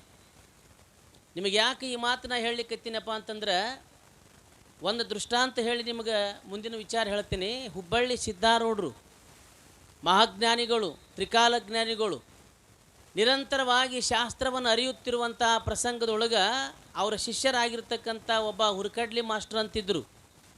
ಅವರು ಭಾಳ ದಿನಗಳ ಕಾಲ ಆ ಸಿದ್ಧಾರೂಢರ ಸೇವೆ ಮಾಡ್ತಿದ್ದರು. ಸಿದ್ಧಾರೂಢರ ಸೇವೆ ಮಾಡಿ ಕೆಲವು ದಿನಗಳಾದ ಬಳಿಕ ತಮ್ಮ ಪ್ರಪಂಚದ ಅಡಚಣೆಯಿಂದ ಆ ಮಠವನ್ನು ಬಿಟ್ಟು ಬೇರೆ ಕಡೆಗೆ ಬರ್ತಾರೆ. ತಮ್ಮ ಹೊಟ್ಟಿ ಜೀವನಕ್ಕಾಗಿ, ಉಪಜೀವನಕ್ಕಾಗಿ ಬಂದಿರುವಾಗ ಕೆಲವು ದಿನಗಳ ಗತಿಸಿದ ಬಳಿಕ ಅವರಿಗೆ ಮತ್ತೆ ಮರಳಿ ಹುಬ್ಬಳ್ಳಿ ಸಿದ್ಧಾರೂಢರ ದರ್ಶನ ಪಡ್ಕೊಳ್ಬೇಕಂತ ಆಸೆ ಆಗ್ತದೆ. ಭಾಳ ದಿನ ಆಯಿತು, ಅಪ್ಪ ನನಗೆಲ್ಲ ಬೋಧನೆ ಮಾಡ್ಯಾನ, ಜ್ಞಾನ ದಾಸೋಹನ ನೀಡ್ಯಾನ, ಈ ಜ್ಞಾನಕ್ಕೆ ಅಪ್ಪಗೆ ಚಿರಋಣಿ ಆಗಿರಬೇಕಾಗ್ತದೆ, ನಾ ಅಪ್ಪಗೆ ಭೇಟಿ ಆಗಬೇಕಂತ ಹೇಳಿ ಕೆಲವು ದಿನಗಳಾದ ಬಳಿಕ ಮರಳಿ ಹುಬ್ಬಳ್ಳಿಗೆ ಹೋಗ್ಬೇಕಂತ ಅದೇ ಮಾರ್ಗವಾಗಿ ಪಾದಯಾತ್ರೆಯಾಗಿ ಹೊರಟಿದ್ದ. ಅಲ್ಲಿ ಏನಾಗಿತ್ತು ಅಂದ್ರೆ ಹುಬ್ಬಳ್ಳಿ ಸಿದ್ಧಾರೂಢರು ಅಲ್ಲಿ ಲಿಂಗೈಕ್ಯರಾಗಿರ್ತಾರೆ. ಲಿಂಗೈಕ್ಯರಾಗಿರುವಾಗ ಆ ಲಿಂಗೈಕ್ಯರಾಗಿರುವಂಥ ಪ್ರಸಂಗದೊಳಗೆ ಅನೇಕ ಜನ ದರ್ಶನ ಪಡ್ಕೊಂಡು ಮರಳಿ ಬರ್ತಿದ್ರು. ಇವನು ಅದೇ ದಾರಿಯಾಗಿ ಮಾರ್ಗವಾಗಿ ಹೋಗುವಾಗ ಅವಾಗ ಇವ ಹುರ್ಕಡ್ಲಿ ಮಾಸ್ಟರಿಗೂ ಅವರಿಗೂ ಭೇಟಿ ಆಯಿತು. ಹೋಗಿ ಕೇಳಿದರು, ಯಪ್ಪ ಎಲ್ಲಿಗೆ ಹೊಂಟಿದೆ ಅಂತ ಕೇಳಿದರು. ಇಲ್ಲಪ್ಪ ನಾನು ಸಿದ್ಧಾರೂಢ ಅಪ್ಪನ ದರ್ಶನಕ್ಕೆ ಹೊಂಟೀನಿ, ಅದಕ್ಕೆ ಇಲ್ಲಿ ತನಕ ಬಂದೀನಿ, ಇನ್ನೊಂದು ಸ್ವಲ್ಪ ಹೋಗ್ಬೇಕಂತಂದಾಗ ಆ ವ್ಯಕ್ತಿ ಅಂತಾನ, ಏನಪ್ಪ ಸಿದ್ಧಾರೂಢ ಲಿಂಗೈಕ್ಯ ಆಗಲೇ 2-3 ದಿನ ಆಯಿತು, ಮತ್ತು ನೀ ಎಲ್ಲಿ ಹೋಗ್ತೀಗ ಅಂದ್ರವ್ರು. ಹುರ್ಕಡ್ಲಿ ಮಾಸ್ತರ್ಗ ಆ ಮಾಸ್ತರ್ಗೆ ಏನಾಯ್ತಪ್ಪ ಅಂದ್ರೆ ಆಕಾಶವೇ ಕಳಿಸಿ ತಲೆಮ್ಯಾಲ್ ಬಿದ್ದಂಗೆ ಆಯಿತು. ನನಗೆ ಅಪ್ಪ ಜ್ಞಾನದ ಅರಿವನ್ನು ನೀಡ್ಯಾನ, ಅವ್ನಿಗೆ ದರ್ಶನ ತೊಗೊಳ್ಬೇಕಂತ ಹೊಂಟೀನಿ, ಏನಾದರೂ ಆಗಲಿ ಕಡೆಗೆ ಅವ್ರ ಸಮಾಧಿಗರೆ ಹೋಗಿ ನಾ ದರ್ಶನ ತೊಗೋಬೇಕಂತ ಹೇಳಿ ಹುಬ್ಬಳ್ಳಿಗೆ ಹೊರಟ. ಹೋಗೋದಕ್ಕೆ ಆ ಹುಬ್ಬಳ್ಳಿ ಒಳಗೆ ಏನಾಗಿತ್ತಪ್ಪ ಅಂದ್ರೆ ಅವ್ರಿಗೇನು ಸಮಾಧಿ ಮಾಡಿದ್ರಲ್ಲ, ಆ ಗದ್ದಿಗೆ ಮಾಡಿದರು. ಆ ಗದ್ದಿಗೆ ಮ್ಯಾಲ ಹುಬ್ಬಳ್ಳಿ ಸಿದ್ಧಾರೂಢರು ಕಾಲ ಮೇಲೆ ಕಾಲು ಹಾಕ್ಕೊಂಡು ಕುತ್ಕೊಂಡಿದ್ರಂತ. ಕಾಲ ಮೇಲೆ ಕಾಲು ಹಾಕ್ಕೊಂಡು ಕುತ್ಕೊಂಡಿದ್ರು. ಆ ಕುತ್ಕೊಂಡಿರ್ತಕ್ಕಂಥ ವಿಚಾರವನ್ನು ಹುರ್ಕಡ್ಲಿ ಮಾಸ್ಟ್ರು ಹೋಗಿ ಅಪ್ಪಗೆ ದೀರ್ಘದಂಡ ನಮಸ್ಕಾರ ಹಾಕಿದರು. ಸಿದ್ಧಾರೂಢರಿಗೆ ದೀರ್ಘದಂಡ ನಮಸ್ಕಾರವನ್ನು ಹಾಕಿ ಎದ್ದು ಬಂದು ಅಪ್ಪರಿಗೆ ಕೈ ಮುಗಿದು ಕೇಳ್ತಾರೆ, ಯಪ್ಪ ಸಿದ್ಧಾರೂಢಪ್ಪ, ನಾನು ದಾರಿ ಒಳಗೆ ಬರುವಾಗ ನೀನು ಲಿಂಗೈಕ್ಯ ಆಗಿದಂತ ಶಿವೈಕ್ಯ ಆಗಿದಂತ ತಿಳ್ಕೊಂಡು ನನಗೆ ಹೇಳ್ಯಾರ, ಮತ್ತು ನೀ ಇಲ್ಲೇ ಕುಂತಿದೆಯಲ್ಲ ಅಂತಂದ್ರಂತ. ಆ ಹುರ್ಕಡ್ಲಿ ಮಾಸ್ತರ ಹೇಳಿರ್ತಕ್ಕಂಥ ಮಾತನ್ನು ಕೇಳಿರುವಂಥ ಹುಬ್ಬಳ್ಳಿ ಸಿದ್ಧಾರೂಢರು ಅಂತಾರೆ, ಏನೋ ಮಾಸ್ತರ, ಈ ಹುಬ್ಬಳ್ಳಿ ಸಿದ್ಧಾರೂಢನ ಮಠಕ್ಕೆ ಬರಬೇಕಾದ್ರೆ ನೀ ಏನಂತ ಬಂದಿದಿ, ನೀ ಯಾಕೆ ಬಂದಿದೆ ಅಂತ ಕೇಳಿದಾಗ ಅವಾಗ ಆ ಹುರ್ಕಡ್ಲಿ ಮಾಸ್ಟರ್ ಅಂತಾರೆ, ಯಪ್ಪ ನೀ ಹುಬ್ಬಳ್ಳಿ ಮಠದೊಳಗೆ ಈ ಸಿದ್ಧಾರೂಢರ ಮಠದೊಳಗೆ ನೀ ಅದಿ ಅಂತ ತಿಳ್ಕೊಂಡು ಹೇಳಿ ನಾನು ಬಂದಿನಪ್ಪ ನಿನ್ನ ದರ್ಶನಕ್ಕೆ ಅಂತಂದಾಗ ಅವಾಗ ಒಂದು ಮಾತು ಹೇಳ್ತಾರಂತ ಸಿದ್ಧಾರೂಢರು, ನೋಡು ನನ್ನ ಮಠಕ್ಕೆ ಯಾರು ಸಿದ್ಧಾರೂಢ ಅದಾನ ಅಂತ ಬರ್ತಾರೆ, ನನ್ನ ಮಠಕ್ಕೆ ಯಾರು ಸಿದ್ಧಾರೂಢ ಅದಾನ ಅಂತ ಬರ್ತಾನ ಅವ್ರ ಪಾಲಿಗೆ ನಾ ಯಾವಾಗಲೂ ಇಲ್ಲೇ ವಿರಾಜಮಾನವಾಗಿರ್ತೀನಿ. ಯಾರು ಇಲ್ಲ ಅಂತ ಬರ್ತಾರೆ ನಾ ಯಾರು ಕಣ್ಣಿಗೂ ಕಾಣಂಗಿಲ್ಲ ಇರಂಗಿಲ್ಲ ಅಂತ ಹೇಳಿರಂತ. ಯಾಕೆ ಈ ಮಾತನ್ನು ಹೇಳಿದ್ನಪ್ಪ ಅಂದ್ರೆ ಮಹಾಪುಣ್ಯ ಕ್ಷೇತ್ರವಾಗಿರ್ತಕ್ಕಂಥ ಬೆಣ್ಣಿ ಬಸವೇಶ್ವರ ಸನ್ನಿಧಾನದೊಳಗೆ ಇಲ್ಲಿ ವಿಶ್ವರ ದೇವಸ್ಥಾನದ, ಈ ಕಡೆ ಬಸವಣ್ಣನ ಸ್ಥಾನದ, ನೀವೆಲ್ಲರೂ ಕೂಡ ಆ ಭಗವಂತ ಅದಾನ ಅಂತ ತಿಳ್ಕೊಂಡು ಹೇಳಿ ಬಂದ್ರಪ್ಪ ಅಂದ್ರೆ ನಿಮ್ಮ ಪಾಲಿಗೆ ಅದಾನ, ನೀವು ಇಲ್ಲ ಅಂದ್ರೆ ಇಲ್ಲ. ಹಂಗೆ ಲಿಂಗದಲ್ಲಿ ಶಿಲೆಯ ನರಸಿದೊಡೆ ಎರಡನೆಯ ಪಾತಕ. ಅದೇನು ಲಿಂಗದ ಅದೇನು ಕಲ್ಲದ ಅಂತೇಳಿನಾದರೂ ಭಾವನೆ ಮಾಡ್ಕೊಂಡ್ರಿ ಅಂದ್ರೆ ಎರಡನೇ ಪಾಪ ಬರ್ತದಂತ ನೋಡ್ರಿ. ಷಣ್ಮುಖ ಶಿವ ಹೇಳುವಂಥ ಮಾತಿದು. ಜಂಗಮನಲ್ಲಿ ಕುಲವ ನರಸಿದೊಡೆ ಮೂರನೆಯ ಪಾತಕ. ಜಂಗಮ ನೀತಿ ಜಂಗಮ ಬ್ಯಾರೆ, ಜಾತಿ ಜಂಗಮ ಬ್ಯಾರೆ. ಚರ ಜಂಗಮ, ಸ್ಥಿರ ಜಂಗಮ, ಪರಜಂಗಮ ಅಂತ ಜಂಗಮ ತತ್ವಗಳು ರೂಪಾಂತರವಾಗಿರ್ತಕ್ಕಂಥ ವಿಷಯಗಳನ್ನು ಹೇಳ್ಕೊಂಡು ಬರ್ತಾರೆ. ಅಷ್ಟೆಲ್ಲ ಹೇಳಿದರೆ ನಿಮಗೆ ಅರ್ಥ ಆಗ್ತಿದ್ದಿಲ್ಲ, ಗೊತ್ತಿಲ್ಲ. ಆದರೆ ಯಾರೇ ಮನೆಗೆ ಬಂದಿರತಕ್ಕಂಥ ಜಂಗಮ ಸ್ವರೂಪಿಗಳಾಗಿ ನಮ್ಮ ಮನೆಗೆ ಬಂದಿರ್ತಾರೆ, ಅವರು ಏನಾದರೂ ಭಿಕ್ಷೆಯನ್ನು ಕೇಳಲಿಕ್ಕೆ ಬಂದಿರ್ತಾರೆ, ಅವರು ಜಂಗಮ ತತ್ವದೊಳಗೆ ಬಂದಿರ್ತಾರೆ. ನಮ್ಮ ಮನೆಗೆ ಬಂದಾಗ ನಮ್ಮ ಮನೆಗೆ ಏನಿಲ್ಲ, ಕೈ ಕಾಲೇ ಇಲ್ಲ, ಹಂಗಿಲ್ಲ ಹಿಂಗಿಲ್ಲ ಅಂತ ಹೇಳಿ ಕಳಿಸಬಾರ್ದಂತ. ನಾವು ದಾನ ಮಾಡೋದು ಹೆಂಗಪ್ಪ ಅಂದ್ರೆ, ನಮ್ಮ ಪರಿಸ್ಥಿತಿ ಹೆಂಗೆ ಯಾವ ರೀತಿ ಐತಪ್ಪ ಅಂದ್ರೆ, ನಾವು ಒಲಿ ಮ್ಯಾಲ ರೊಟ್ಟಿ ಮಾಡಿ ಹಂಚಿನೊಳಗೆ ರೊಟ್ಟಿ ಹಾಕಿ ಅದಕ್ಕೆ ನೀರು ಹಚ್ಚಿ ನೀವೇನು ಮಾಡ್ತೀರಿ, ಯಾರಾದರೂ ಭಿಕ್ಷುಕರು ಬಂದ್ರೆ ಅದೇ ಬಿಸಿ ರೊಟ್ಟಿಯನ್ನು ಒಳ್ಳೆ ರೀತಿಯಾಗಿರ್ತಕ್ಕಂಥ ಸ್ವಲ್ಪ ಪಲ್ಯ ಹಚ್ಚಿ ಅವ್ರಿಗೆ ಕೊಟ್ಟರೆ ಹರಿಸ್ತಾರೆ. ನಿಮ್ಮ ಮನೆ ಬೆಳಗಲಿ, ಬಳ್ಳಿ ಬೆಳಗ್ದಂಗೆ ಬೆಳಗಲಿ, ನಿಮ್ಮ ಮನೆ ಬಂಗಾರ ಆಗಲಿ ಅಂತ ತಿಳ್ಕೊಂಡು ಸಾಕಷ್ಟು ಹರಿಸಿ ನಿಮಗೆ ಒಳ್ಳೇದಾಗಲಿ ಅಂತ ಅವರು ಬೇಡ್ಕೊಳ್ತಾರೆ. ಭಗವಂತನಲ್ಲಿ ಬೇಡ್ಕೊಂಡು ಆ ರೊಟ್ಟಿ ಊಟ ಮಾಡ್ತಾರೆ. ಆದರೆ ನಮ್ಮ ಮಂದಿ ಹಂಗಲ್ಲ. ಏನು ಮಾಡ್ತಾರೆ, ರೊಟ್ಟಿ ಹಾಕಿ ಅದಕ್ಕೆ ರೊಟ್ಟಿ ಹಚ್ಚಿ ನೀರು ಹಚ್ಚಿ ಏನು ಮಾಡ್ತಾರೆ, ಆ ಕಡೆ ಈ ಕಡೆ ನೋಡ್ತಾರೆ ಏನಾರು ತಂಗಳದು ಬಿದ್ದದಂಥೇಳಿ. ಆ ಕಡೆ ಈ ಕಡೆ ಹೋಗಿ ನೋಡಿದ್ರೊಳಗೆ ಒಂದು ತಂಗಳು ರೊಟ್ಟಿ ಬಿದ್ದಿತ್ತಂದ್ರೆ ಅದು ಒಯ್ದು ನೀಡ್ಲಾಕ್ಕೆ ಹೋಗಿರ್ತಾರೆ. ಯಾವಾಗ ಹೋಗಿ ಅವರು ಜೋಳಿಗೆ ಹಾಕಿರು ಮರಳಿ ಆ ಹಂಚಿನ ಮೇಲೆ ಬರೋದ್ರಾಗೆ ಆ ಹಂಚಿನ ಮ್ಯಾಗಿನ ರೊಟ್ಟಿ ಸುಟ್ಟು ಕರ್ಕಲಾಗಿರ್ತದೆ. ನಾವು ಮಾಡುವಂಥ ದಾನ ಇಂಥದ್ದು. ಯಾಕಂದ್ರೆ ನೀವು ಉಂಡು ಸಾರ್ಥಕ ಆಗಲಿಲ್ಲ, ಆ ಭಿಕ್ಷುಕರು ಕೊಡಲಿಲ್ಲ. ಆದ್ರೆ ನಾವು ಮಾಡುವಂಥ ದಾನ ಹಿಂಗೆ ಜಂಗಮರಿಗೆ ನೀಡ್ತಕ್ಕಂಥ ದಾನ ಎಂಥದ್ದಿರ್ಬೇಕಪ್ಪ ಅಂದ್ರೆ ಪವಿತ್ರವಾಗಿರ್ಬೇಕಂತ. ನಾವು ಯಾಕೆ ನಮಗೆ ಭಗವಂತ ಇಷ್ಟೆಲ್ಲ ಸಂಪತ್ತು ಕೊಟ್ಟಾನಂತಂದ್ರೆ, ಜನ್ಮ ಜನ್ಮಾಂತರದ ಪುಣ್ಯದ ಪ್ರಭಾವದಿಂದ, ಅದು ನಮಗೆ ಒಂದೇನೋ ಪುಣ್ಯದ ಪ್ರಭಾವದಿಂದ ಸಂಪತ್ತು ಕೊಟ್ಟಾನ ಭಗವಂತ. ಅದನ್ನು ಹಂಚಿ ತಿನ್ನಬೇಕಾಗ್ತದೆ. ಅದಕ್ಕೆ ಒಂದು ಮಾತು ಹೇಳ್ತಾರೆ ನೋಡ್ರಿ, ತಿರ್ಕೊಂಡು ಬಂದರೂ ಕರ್ಕೊಂಡು ತಿನ್ಬೇಕಂತ. ಇದು ಜಂಗಮ ನಿಯಮವಾಗಿರ್ತಕ್ಕಂಥದ್ದು. ನಾವು ಬೇಡ್ಕೊಂಡೇ ತಿಲ್ಲಿ, ಆದ್ರೆ ಕರ್ಕೊಂಡು ಉಣ್ಣುವಂಥ ಗುಣ ಇರಬೇಕು. ಅದಕ್ಕೆ ಹೇಳ್ತಾರೆ, ಕಾಗೆ ಒಂದು ಅಗುಳ ಕಂಡರೆ ಕೂಗಿ ಕರೆಯದು ತನ್ನ ಬಳಗವನು. ಒಂದು ಪಕ್ಷಿಗಳನ್ನು ನೋಡಿ ನಾವು ಕಲಿಬೇಕಾಗ್ಯದ, ಆದ್ರೆ ಮನುಷ್ಯರಾಗಿ ನಾವು ಒಂದು ಮಾತು ಕಲೀಲಿಲ್ಲ ಅಂದ್ರೆ ಹೆಂಗೆ ಅನ್ನುವಂಥ ಮಾತು ಹೇಳ್ತಾರೆ. ಜಂಗಮನಲ್ಲಿ ಕುಲವ ನರಸಿದೊಡೆ ಮೂರನೆಯ ಪಾತಕ. ಜಂಗಮರು ಅಂತಂದರೆ ಜಾತಿ ಜಂಗಮರು, ಇಲ್ಲಿ ನೀತಿ ಜಂಗಮರು. ಹುಬ್ಬಳ್ಳಿ ಸಿದ್ದಾರೂಢರು, ನವಲಗುಂದದ ನಾಗಲಿಂಗಪ್ಪನವರು, ಶಿಶುನಾಳ ಶರೀಫ್ ಸಾಹೇಬರು, ಇವರೆಲ್ಲ ಮಹಾಜ್ಞಾನಿಗಳಾಗಿರ್ತಕ್ಕಂಥವ್ರು. ಇವರೆಲ್ಲ ನೀತಿ ಜಂಗಮರು. ಇವರೆಲ್ಲ ನೀತಿಯನ್ನು ಅರ್ತಿರ್ತಕ್ಕಂಥವ್ರು. ನಾಡಿನೊಳಗೆ ಎಲ್ಲ ಕಡೆಗೆ ತತ್ವವನ್ನು ಬಿತ್ತರಿಸಿರ್ತಕ್ಕಂಥ ಮಹಾಜಂಗಮರು ಇವರೆಲ್ಲ. ಅದಕ್ಕೆ ಇವ್ರಿಗೆ ಯಾವುದೇ ಥರದ ಅವರಿಗೆ ತತ್ವಗಳನ್ನು ಹೇಳುವಾಗ ನೀವು ಆ ಮಂದಿ ಆ ಜಾತಿಯವಂತ ತಿಳ್ಕೊಂಡು ಹೇಳಿದ್ರೆ ಇದಕ್ಕೆ ಮೂರನೇ ಪಾಪ ಬರ್ತದಂತ ಷಣ್ಮುಖ ಶಿವಗಳು ಮಾತನ್ನು ಹೇಳ್ತಾರೆ. ಇನ್ನು ಪಾದೋದಕದಲ್ಲಿ ಸೂತಕವ ನರಸಿದೊಡೆ.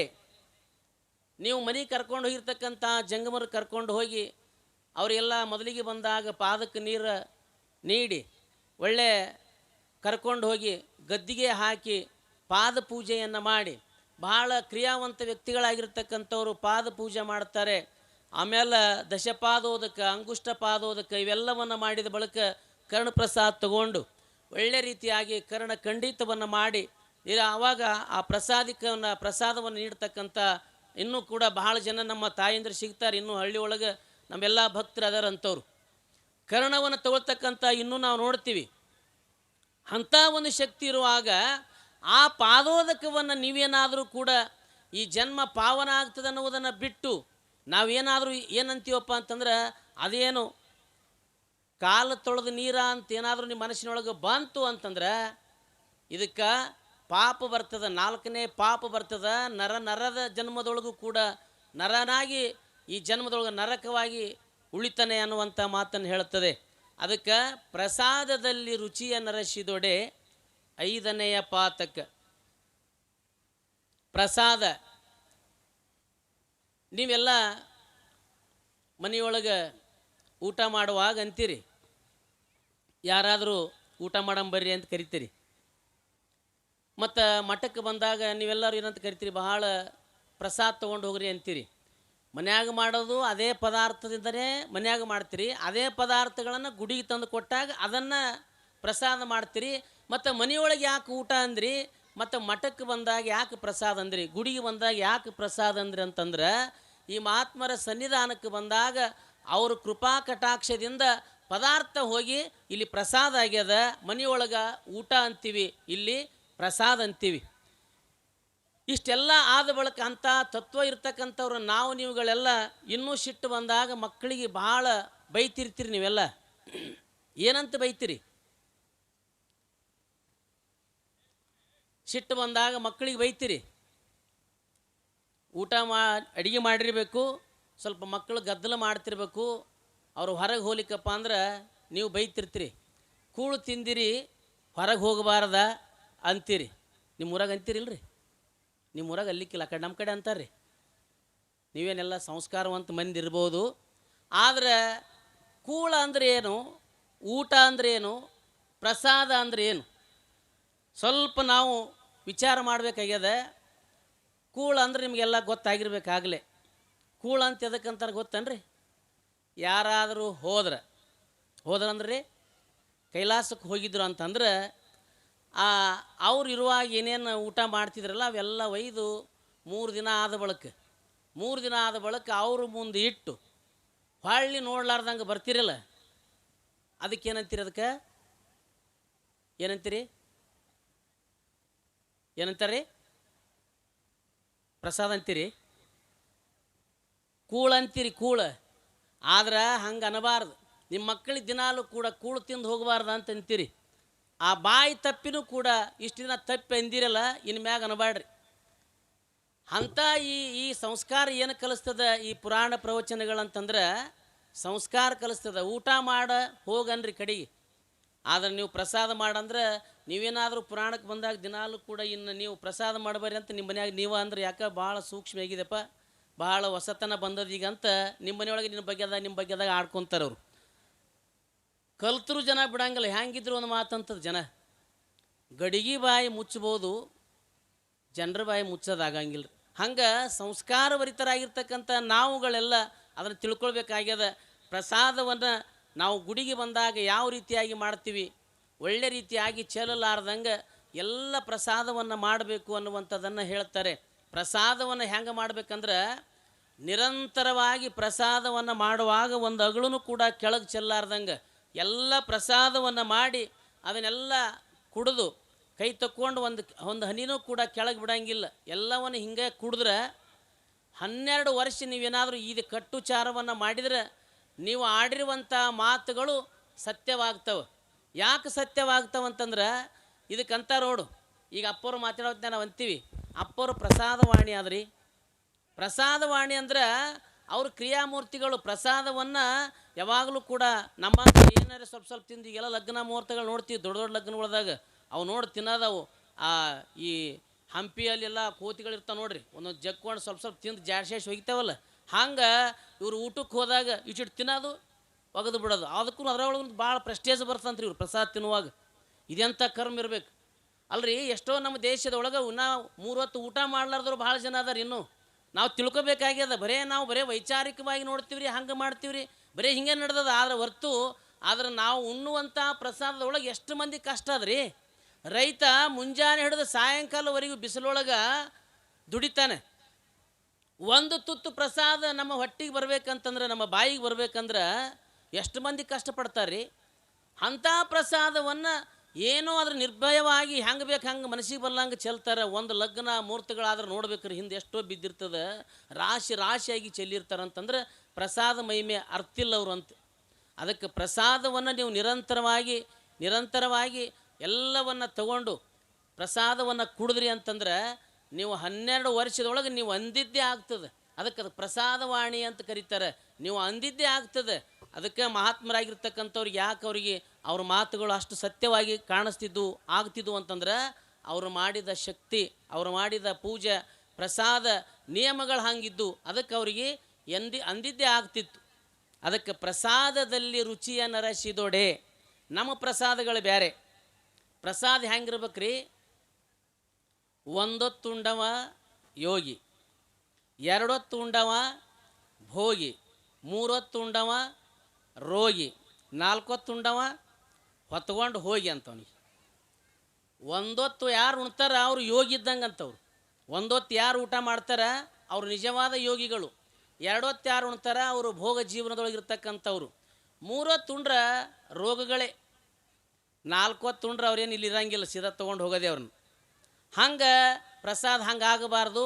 ಪ್ರಸಾದವನ್ನು ಪ್ರಸಾದ ರೂಪದೊಳಗನೆ ನಾವು ಅದನ್ನು ತಗೊಂಡೆವು ಅಂತಂದ್ರೆ ನಮ್ಮ ಜನ್ಮ ಸಾರ್ಥಕತೆ ಆಗ್ತದೆ ಅನ್ನುವಂಥ ಮಾತನ್ನು ಇಲ್ಲಿ ಮಹಾಶಿವಯೋಗಿಗಳಾಗಿರ್ತಕ್ಕಂಥ ಶಾಂತವೀರ ಶಿವಾಚಾರ್ಯರು ಆ ಲಿಂಗಮ್ಮ ತಾಯಿಗೆ ಪ್ರಸಾದದ ಮಹಿಮೆಯನ್ನು, ಗುರುವಿನ ಮಹಿಮೆಯನ್ನು, ಲಿಂಗದ ಮಹಿಮೆಯನ್ನು ಎಲ್ಲವನ್ನು ವಿವರವಾಗಿ ವಿವರವಾಗಿ ಹೇಳ್ತಾರೆ.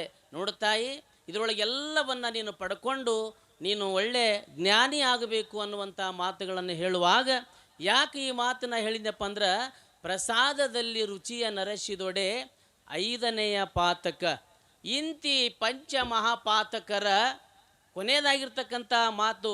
ಜೇವರಿಗೆ ಷಣ್ಮುಖ ಶಿವಗಳು ಒಂದು ಮಾತು ಹೇಳ್ತಾರೆ, ಇಂತಿ ಪಂಚ ಮಹಾಪಾತಕರ ಎನಗೊಮ್ಮೆ ತೋರದಿರಯ್ಯ. ನನಗೆ ಜೀವನದೊಳಗೆ ಇವರು ಸನ್ಯಾಕ ಬರಬಾರ್ದಿಂತು, ಎಂದಿಗೂ ತೋರಬೇಡ, ನಮಗೆ ಇವ್ರು ಕಣ್ಣಿಗೆ ಸಹಿತ ಬೀಳಬಾರ್ದಂತ ತಿಳ್ಕೊಂಡು ಹೇಳ್ತಾರೆ. ಎನಗೊಮ್ಮೆ ತೋರದಿರಯ್ಯ ಅಖಂಡೇಶ್ವರ ಅನ್ನುವಂಥ ಮಾತುಗಳನ್ನ ಹೇಳ್ಕೊಂಬರ್ತಾರೆ.